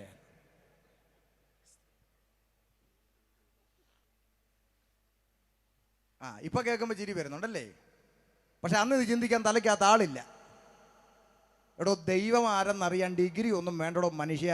മിനിമം ആളുതാമസമുള്ളവൻ അറിയാം സൃഷ്ടാവെന്ന് പറഞ്ഞാൽ ആരാ. സകലത്തെയും പടച്ചുണ്ടാക്കിയവൻ, സകലത്തെയും സൃഷ്ടിച്ച ഈശ്വരൻ, സകലത്തെയും നിർമ്മിച്ചവൻ, പടച്ചവൻ, സകലത്തെയും ചമച്ചുണ്ടാക്കിയ സൃഷ്ടാവ്. മനുഷ്യൻ സൃഷ്ടാവിനെ മറന്നു. പാപമകത്തു കയറിയപ്പോൾ മനുഷ്യൻ സൃഷ്ടാവിനെ മറന്നു, സൃഷ്ടിയ ദൈവമെന്ന് വിളിച്ചു. ഒരു പോയിന്റും കൂടെ പറഞ്ഞ് ഞാൻ നിർത്താം. അപ്പൊ ചില ആളുകൾ ചോദിക്കും, ആദമും ഹവ്വയും പാപം ചെയ്തു എന്ന് നിങ്ങൾ പറയുന്നു, അതിൻ്റെ പേരിൽ സകല മനുഷ്യരും പാപിയാണെന്ന് നിങ്ങൾ പറയുന്നു. അത് നിങ്ങളും ക്രിസ്ത്യാനി പാപിയായ പോരെ, അതിന് ഹിന്ദുക്കളും മുസ്ലിം കൂടെ ചേർത്ത് പാപിയാണെന്ന് പറയുന്നതിൻ്റെ മാനദണ്ഡം എന്താ? വായിക്കാം. അപ്പോസ്തല പ്രവൃത്തി 17:26. ആ ഭാഗം കൂടെ വായിച്ച് നാളത്തേക്കിടാം. വായിച്ചോ. ഭൂതലത്തിലെങ്ങും കുടിയിരിക്കുവാൻ, ഭൂതലത്തിലെങ്ങും കുടിയിരിപ്പാൻ അവൻ ഒരുത്തിൽ നിന്ന്, അവൻ അഥവാ ദൈവം, ശ്രദ്ധിക്കൂ, ഭൂതലത്തിലെങ്ങും കുടിയിരിപ്പാൻ അവൻ അഥവാ ദൈവം ഒരുത്തരിൽ നിന്ന് മനുഷ്യജാതി ഒക്കെയും ഉണ്ടാക്കി. 24-ാം വാക്യം തുടങ്ങുന്ന എങ്ങനെ? ലോകവും അതിലുള്ളതൊക്കെയും ഉണ്ടാക്കിയ ദൈവം സ്വർഗത്തിന് ഭൂമിക്ക് നാഥനാകൊണ്ട്. മതി, നിൽക്കട്ടെ. ലോകവും അതിലുള്ളതൊക്കെയും ഉണ്ടാക്കിയ സർവശക്തനായ സൃഷ്ടാവ്, പടച്ചവൻ, ഈശ്വരൻ, ദൈവം, സ്വർഗത്തിനും ഭൂമിക്കും നാഥൻ. മനസ്സിലായോ ദൈവം ആരെന്ന്? ദൈവമെന്ന് പറഞ്ഞ പുള്ളി ഏതെങ്കിലും ഒരു പഞ്ചായത്തിൽ ഒതുങ്ങിയിരിക്കുന്ന പുള്ളി അല്ല. ഏതെങ്കിലും ഒരു ജില്ലക്കകത്ത് ഒതുക്കി വെക്കാൻ പറ്റുന്ന പുള്ളി അല്ല. ഏതെങ്കിലും ഒരു സ്റ്റേറ്റിൻ്റെ അകത്ത് ഒതുക്കി നിർത്താൻ പറ്റുന്ന പുള്ളി അല്ല. മനുഷ്യനെ സൃഷ്ടിച്ച സൃഷ്ടാവ്, പടച്ചവൻ, ഈശ്വരൻ എന്ന് പറഞ്ഞാൽ സ്വർഗത്തിനും ഭൂമിക്കും അധികാരമുള്ളവൻ, സ്വർഗത്തിനും ഭൂമിക്കും നാഥൻ, ലോകത്തിലെങ്ങും നിറഞ്ഞു നിൽക്കുന്നവൻ. അല്ലാതെ മേപ്പോട്ട് വലിക്കുന്ന ശ്വാസം കീപ്പോട്ട് വിടാൻ കഴിയാതെ പോയാൽ വാഴപ്പിണ്ടി പോലെ കിടക്കുന്ന ഈ പേട്ട് മനുഷ്യനല്ല ദൈവത്തെ നിയന്ത്രിക്കുന്നത്. ഈ മനുഷ്യൻ പറയുന്ന അനുസരിച്ച് കയറാനും ഇറങ്ങാനും ഇരിക്കാനും എഴുന്നേക്കാനും നടക്കാനും കിടക്കാനും അടയ്ക്കാനും തുറക്കാനും നിന്റെ കീഴെ പണിയെടുക്കുന്ന ബംഗാളിയല്ല ദൈവം. നിന്റെ കീഴെ പണിയെടുക്കുന്ന ബംഗാളിയോട് പറഞ്ഞാൽ അവൻ കേൾക്കും.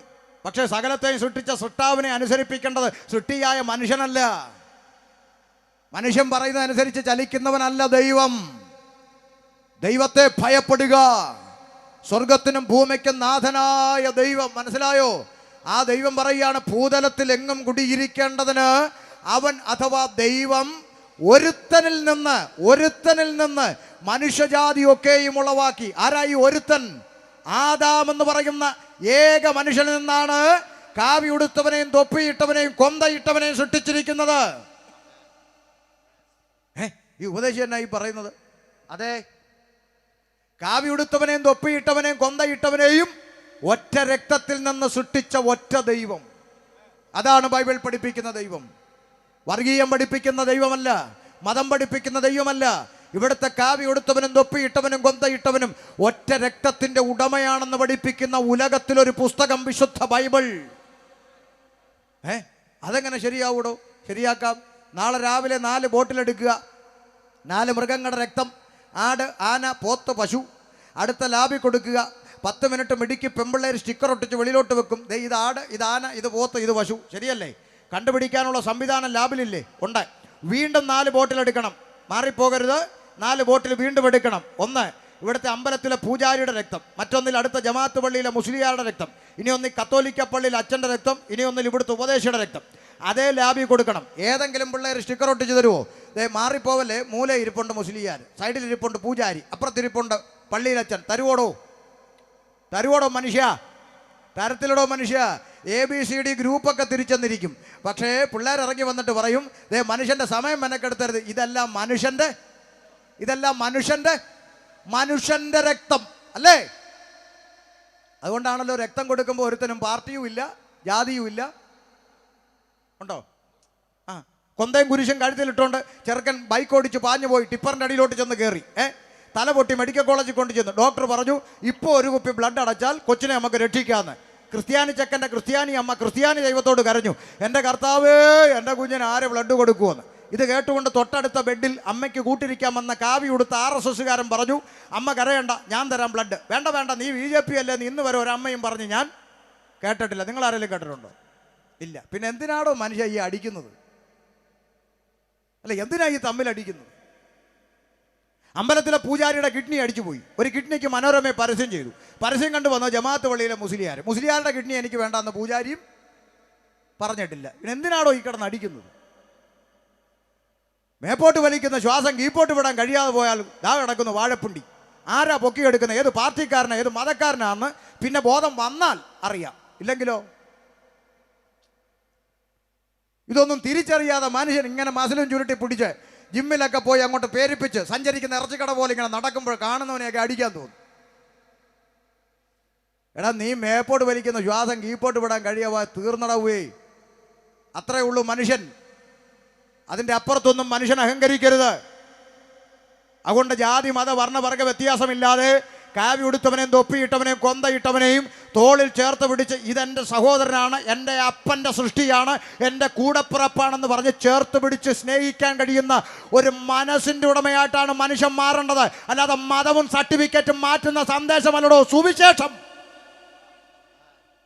ഇപ്പം ഈ വേദിക്കകത്തോട്ട് കാവി ഉടുത്തോ തൊപ്പിയിട്ടോ കൊന്തയിട്ടോ ഒരുത്തൻ കയറി വന്നാൽ ഞാൻ ചലഞ്ച് ചെയ്ത് പറയാം, ഇവിടെ ഇരിക്കുന്ന മുഴുവൻ ഉപദേശമാരും അവനെ ആദ്യം വിളിക്കുന്നത് ഒറ്റ പേരായിരിക്കും. എന്താ പറ? ബ്രദർ, സഹോദര.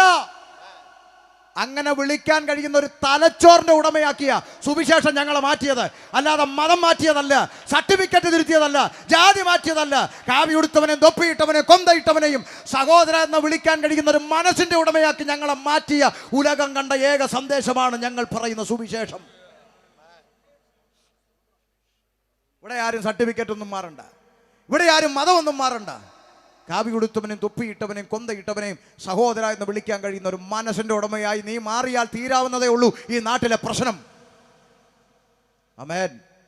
അതുകൊണ്ടല്ലേ ചില ആളുകൾ നമ്മൾ ഉപദേശിമാരെ കളിയാക്കി പറയുന്നത്, യവന്മാർക്കൊരു നാണവമാനം ഇല്ലടേ. ആര്? ഈ ഉപദേശിമാർ യവന്മാർ അടിച്ചാലും ഇടിച്ചാലും ചവിട്ടിയാലും തുപ്പിയാലും യവന്മാർ പിന്നെയും വലിഞ്ഞു കയറി വരുമെന്ന് പ്രാർത്ഥിക്കുക. നാണം ഇല്ലാത്തവന്മാർ. സത്യല്ലേ? സത്യമാന്നേ. നാണമില്ലാത്തവന്മാരാ നമ്മളല്ലേ. അടിച്ചാലും ഇടിച്ചാലും പിന്നെയും വലിഞ്ഞു കയറി. എന്തുകൊണ്ടാ? അവൻ കാവി ഉടുത്താലും തൊപ്പിയിട്ടാലും കൊന്തയിട്ടാലും അവൻ എൻ്റെ അപ്പൻ്റെ മകനാന്നുള്ള തിരിച്ചറിവ് സ്വർഗത്തിലെ ദൈവം തന്നതുകൊണ്ട് അവൻ എൻ്റെ കൂടപ്പിറപ്പ. അവൻ കള്ളു കുടിച്ച് റോഡിൽ കിടന്നാലും ഓടെ കിടന്നാലും അവൻ എൻ്റെ അപ്പൻ്റെ മോന്, അവൻ എൻ്റെ കൂടപ്പിറപ്പ. അവൻ നശിച്ചു പോകരുത്, ആ കുടുംബം നശിച്ചു പോകരുത്, അവർ ആത്മഹത്യ ചെയ്യരുത്, ആ കുടുംബം വഴി പിരിയരുത്, അവർ രണ്ടായി പോകരുത്, ഇവിടുത്തെ ചെറുപ്പക്കാർ കള്ളടിക്കരുത്, കഞ്ചാവ് അടിക്കരുത്, അവൻ എൻ്റെ കൂടപ്പിറപ്പാണ് എന്നുള്ള വേദന അകത്ത് ദൈവം തന്നതുകൊണ്ടാണ് സുഹൃത്തെ നാണമില്ലാതെ പിന്നെയും ഞങ്ങൾ വലിഞ്ഞു കയറി വരുന്നത്. അങ്ങനെ ഞങ്ങളുടെ മനസ്സിനെ മാറ്റിയ സന്ദേശമാണ് സുവിശേഷം.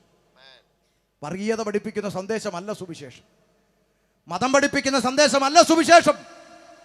ജാതിക്കും മതത്തിനും വർണ്ണത്തിനും വർഗത്തിനും അപ്പുറത്ത് ഈ നാട്ടിലെ ഓരോ മനുഷ്യനും എൻ്റെ കൂടപ്പിറപ്പാണ്, അവൻ ഒരിക്കലും ഈ പാപത്തിന് അടിമപ്പെട്ടു പോകരുത് എന്ന ചിന്ത ഞങ്ങളുടെ തലച്ചോറിൻ്റെ അകത്ത് തന്ന സന്ദേശമാണ് സുവിശേഷം. കാരണം മനുഷ്യൻ പാപിയാണ്. പാപം എന്ന് പറയുന്ന ഇരുട്ട് മനുഷ്യൻ്റെ അകത്ത് പ്രവേശിച്ച കാലം മുതൽ മനുഷ്യനൊരു മോക്ഷത്തിന് വേണ്ടി അലയാൻ തുടങ്ങി. മോക്ഷം തേടി മനുഷ്യൻ ദൈവത്തോട് നിലവിളിച്ചു, ഈശ്വരന്മാരോട് മോക്ഷത്തിനായി നിലവിളിച്ചു. അസതോമാം സദ്ഗമയ തമസോമാം ജ്യോതിർഗമയ മൃത്യോമാം അമൃതംഗമയ നിലവിളിച്ചു. എന്താണ്? ആ സത്തിൽ നിന്ന് സത്തിലേക്ക്, ഇരുട്ടിൽ നിന്ന് വെളിച്ചത്തിലേക്ക്, മരണത്തിൽ നിന്ന് ജീവനിലേക്ക് നയിക്കൂ ഭഗവൻ എന്ന പുരുഷാരം ഈശ്വരന്മാരോട് നിലവിളിച്ചു. മുസ്ലിം സഹോദരങ്ങളോട് ചോദിച്ചാൽ അവർ പറയും, അതേ റബ്ബുൽ ആലമീനായ തമ്പുരാനെ, നീ എൻ്റെ പാപത്തെ മഞ്ഞവെള്ളം കൊണ്ട് കഴുകുന്നില്ലെങ്കിൽ ഇഹത്തിലും പരത്തിലും എനിക്ക് യാതൊരു നന്മയും ലഭിക്കില്ലല്ലോ റബ്ബേ. പ്രവാചകന്റെ പ്രാർത്ഥനാ സൂക്തം ക്രിസ്ത്യാനിയോട് ചോദിച്ചാൽ പറയും, പൗലോസ് പറഞ്ഞു, അയ്യോ ഞാൻ അരിഷ്ട മനുഷ്യൻ, പാപത്തിനടിമയായ ശരീരത്തിൽ നിന്ന് എന്നെ ആര് രക്ഷിക്കും? സകല വേദങ്ങളും ഒന്നിച്ചൊരുപോലെ വിളംബരം ചെയ്തു. മനുഷ്യൻ പാപിയാണ്, പാപത്തിൽ നിന്നൊരു മോക്ഷം വേണം, ഇരുട്ടിൽ നിന്നൊരു വെളിച്ചം തരൂ ഭഗവാനെ എന്ന് നിലവിളിച്ചപ്പോൾ ആമേ മനുഷ്യൻ നിലവിളിച്ചു. മോക്ഷത്തിനായി കിട്ടിയില്ല, നേർച്ച കാഴ്ചകൾ നടത്തി കിട്ടിയില്ല, തീർത്ഥയാത്രകൾ നടത്തി കിട്ടിയില്ല, കർമ്മക്രിയാദികൾ നടത്തി കിട്ടിയില്ല. പൂജ പ്രമാണങ്ങൾ നടത്തി നോക്കി കിട്ടിയില്ല, നാണയത്തൊട്ടുകൾ വാരിയെറിഞ്ഞ് നോക്കി കിട്ടിയില്ല. എവിടെ കിട്ടും മോക്ഷം? മനുഷ്യൻ അലഞ്ഞു നടന്നു. എന്തിനധികം പറയുന്നു, മോക്ഷം തേടി കൂടപ്പുറപ്പായ മനുഷ്യനെ ബലി കൊടുത്തുകൊണ്ട് നരബലി നടത്തി നോക്കി. പത്തനംതിട്ട ഇലന്തൂരിൽ മോക്ഷം കിട്ടിയോ? കിട്ടിയില്ല. അകത്ത് കിടന്ന് ഉണ്ട തിന്നുകയല്ലേ. അതെ, പിന്നെ മോക്ഷത്തിന് എന്താണ് മാർഗം? മോക്ഷം തേടി സകല മനുഷ്യന്മാരും ഈശ്വരന്മാരോട് നിലവിളിച്ചപ്പോൾ ഇന്നേക്ക് 2000 വർഷങ്ങൾക്കപ്പുറം സർവ്വ മനുഷ്യന്റെയും പ്രാർത്ഥനയ്ക്ക് മറുപടിയായി സാക്ഷാൽ ദൈവം വേഷത്തിൽ മനുഷ്യനായി ലോകത്തിലേക്ക് ഇറങ്ങി വന്ന് പാലസ്തീന്റെ പച്ചമണ്ണിൽ കാലമർത്തിച്ച് വിട്ടിക്കൊണ്ട് ലോകത്തോട് വിളംബരം ചെയ്തു, ഞാൻ ലോകത്തിന്റെ വെളിച്ചമാകുന്നു, എന്നിൽ വസിക്കുന്നവരാരും ഇരുളിൽ നടക്കുകയില്ല. സർവ്വ മനുഷ്യന്റെയും പ്രാർത്ഥനയ്ക്ക് മറുപടിയായി ഇറങ്ങി വന്ന് ഞാൻ ലോകത്തിന്റെ വെളിച്ചമാണെന്ന അവകാശത്തോടെ അധികാരത്തോടെ ലോകത്തോട് പ്രസ്താവിച്ച, ലോകം കണ്ട ഒരേ ഒരു പ്രസംഗകൻ, ലോകം കണ്ട ഒരേ ഒരു പ്രവാചകൻ, ലോകം കണ്ട ഒരേ ഒരു മഹാഗുരു, ലോകം കണ്ട ഒരേ ഒരു ദൈവം, അവനാണ് ഇന്ന് രാത്രിയിൽ ഷമീർ പ്രസംഗിക്കുന്ന നസ്രത്തുകാരനായ യേശു ക്രിസ്തു. അതുകൊണ്ട് ഞാൻ ഇങ്ങനെ പറഞ്ഞ് അവസാനിപ്പിക്കട്ടെ, മറ്റൊരുത്തനിലും രക്ഷയില്ല. മാനവജാതിക്ക് പാപമെന്ന പടുകുഴിയിൽ നിന്ന് കരകയറുവാൻ, രക്ഷ പ്രാപിപ്പാൻ, മോക്ഷം പ്രാപിപ്പാൻ അവൻ ഒരു നാണയത്തൊട്ട് കൊടുക്കാതെ, ഒരു കിലോമീറ്റർ നടക്കാതെ, ഒരു മെഴുകുതിരി കത്തിക്കാതെ മനുഷ്യന് രക്ഷ പ്രാപിപ്പാൻ ആകാശത്തിന്റെ കീഴിൽ മനുഷ്യരുടെ ഇടയിൽ യേശുക്രിസ്തു എന്ന ഏക നാമമല്ലാതെ പോരാ, ഏക സത്യ സുവിശേഷമല്ലാതെ പോരാ, ഏക സത്യ നിത്യ ദൈവമല്ലാതെ മറ്റൊരു രക്ഷാമാർഗം ഇല്ലെന്ന് അഭിമാനത്തോടെ അനുഭവത്തിൽ നിന്നുകൊണ്ട് അത്യുച്ചത്തിൽ വിളംബരം ചെയ്യുകയാണ്. അതുകൊണ്ട് മനുഷ്യന്മാരെ, നിങ്ങൾ വ്യർത്ഥകാര്യങ്ങളെ വിട്ടിട്ട് ആകാശവും ഭൂമിയും സമുദ്രവും അവയിലുള്ള സകലത്തെയും ഉണ്ടാക്കിയ ജീവനുള്ള ദൈവത്തിങ്കിലേക്ക് തിരിയണമെന്നുള്ള സുവിശേഷം ഞങ്ങൾ പ്രാരംഭത്തിൽ നിങ്ങളോട് വിളംബരം ചെയ്യുന്നു. ഒരു പക്ഷേ അങ്ങനെ വിശ്വസിച്ചില്ലെങ്കിൽ എന്തൊരു പറ്റാനാ എന്നൊരു ചോദ്യം. ഇപ്പം ജനിച്ചാൽ ഒരിക്കൽ മരിക്കും, സ്വർഗമുണ്ടോ നരകമുണ്ടോ എന്നൊക്കെ ചോദിക്കുന്ന ആളുകളുണ്ട്. മരണത്തിനപ്പുറത്ത് എന്ത് സംഭവിക്കുമെന്നുള്ള ചിന്തയിലേക്ക് നാളെ കൃത്യം 7:30 പ്രസംഗത്തിന് മൈക്കെടുക്കും എന്നുള്ള കാര്യം കൂടെ ആമേൻ ദൈവജനത്തോട് ഓർപ്പിച്ചുകൊണ്ട് ഇന്നത്തെ വാക്കുകൾക്ക് വിരാമം കുറിക്കുന്നു. ഒരുമിച്ച് ദൈവസന്നിധിയിൽ എഴുന്നേറ്റ് ആനന്ദത്തോടെ ചേർന്ന് പാടി നമുക്ക് കർത്താവിനെ മഹത്വപ്പെടുത്തി കടന്നു പോകാം. ദൈവം നമ്മെ അനുഗ്രഹിക്കട്ടെ. ഹല്ലേലൂയ.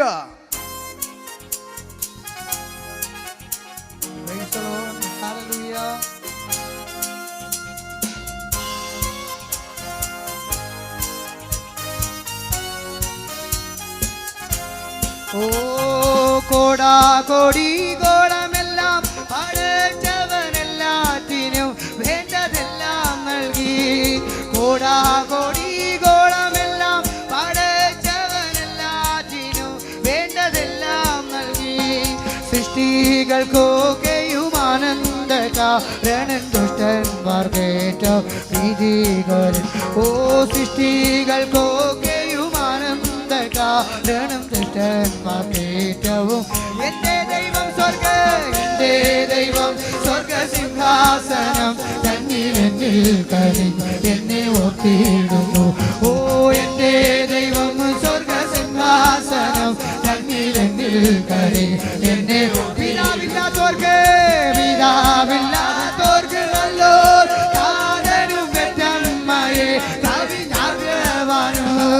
പിതാവില്ലാത്തോർക്ക് നല്ലോർ കാതനും പെറ്റമ്മയെ കവിഞ്ഞാദ്ര. വിധവയ്ക്കു കാന്തനും വിധവയ്ക്കു കാന്തൻ സാധുവിന് ബാബും എല്ലാവർക്കും എല്ലാമൻ കർത്താ. വിധവയ്ക്കു കാന്തനും സാധുവിന് ബാബും എല്ലാവർക്കും എല്ലാമൻ.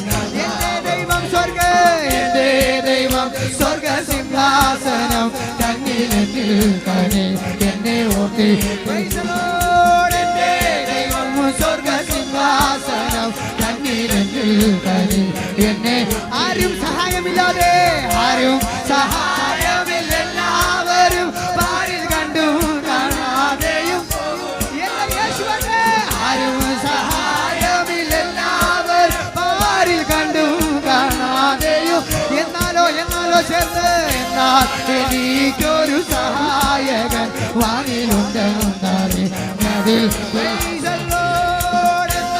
എനിക്കൊരു സഹായകൻ വാനിലുണ്ടെന്നറിഞ്ഞതിൽ എന്റെ ദൈവം സ്വർഗ. ഇന്ന് രാത്രികാലം വിശ്വാസത്തോടൊന്ന് ചേർന്ന് പാടിയാട്ടെ. എന്നെ സ്നേഹിക്കുന്ന ഒരു ദൈവമുണ്ട്.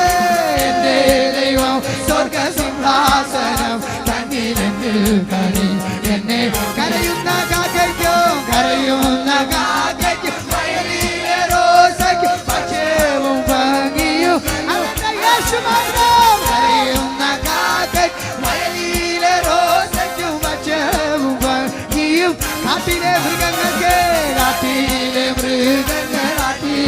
മത്സ്യങ്ങളെല്ലാം സർവീശനെ നോക്കി ശബ്ദമുയർത്തി പറഞ്ഞാട്ടെ കാട്ടിലെ മൃഗങ്ങളാട്ടിലെ മത്സ്യങ്ങളെല്ലാം സർവീശനെ എന്റെ ദൈവം സ്വർഗ എന്റെ ദൈവം സ്വർഗ സിംഹാസനം കന്നിലെങ്കിൽ കനിഞ്ഞെന്നെ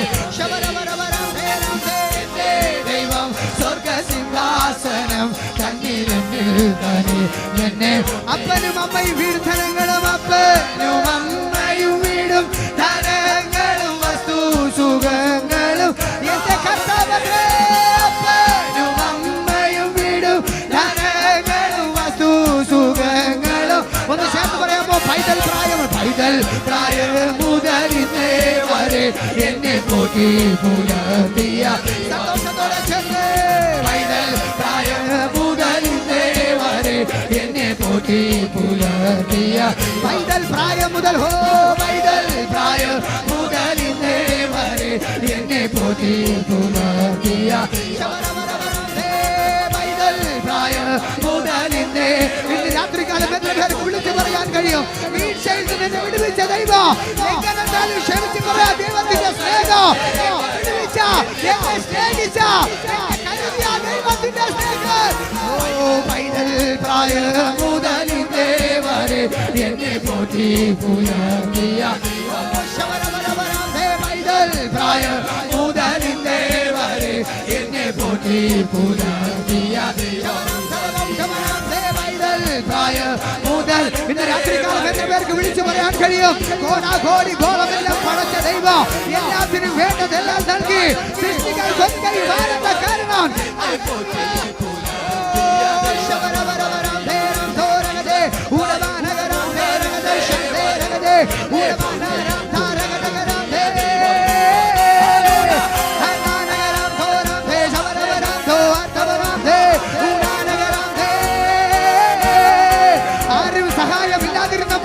എല്ലാവരും നമ്മെ തള്ളിക്കളഞ്ഞപ്പോൾ എല്ലാവരും നമ്മെ പരിഹസിച്ചപ്പോൾ എന്നെ ഉയർത്തിയ ഒരു ദൈവം എന്നെ നടത്തിയ ഒരു ദൈവം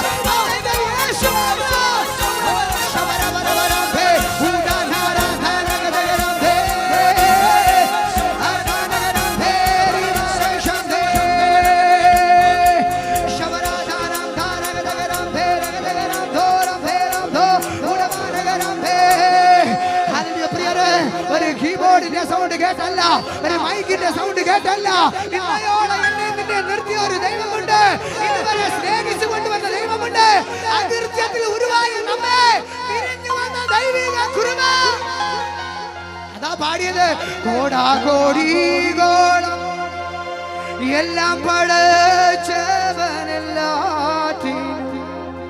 വേണ്ടതെല്ലാം നൽകി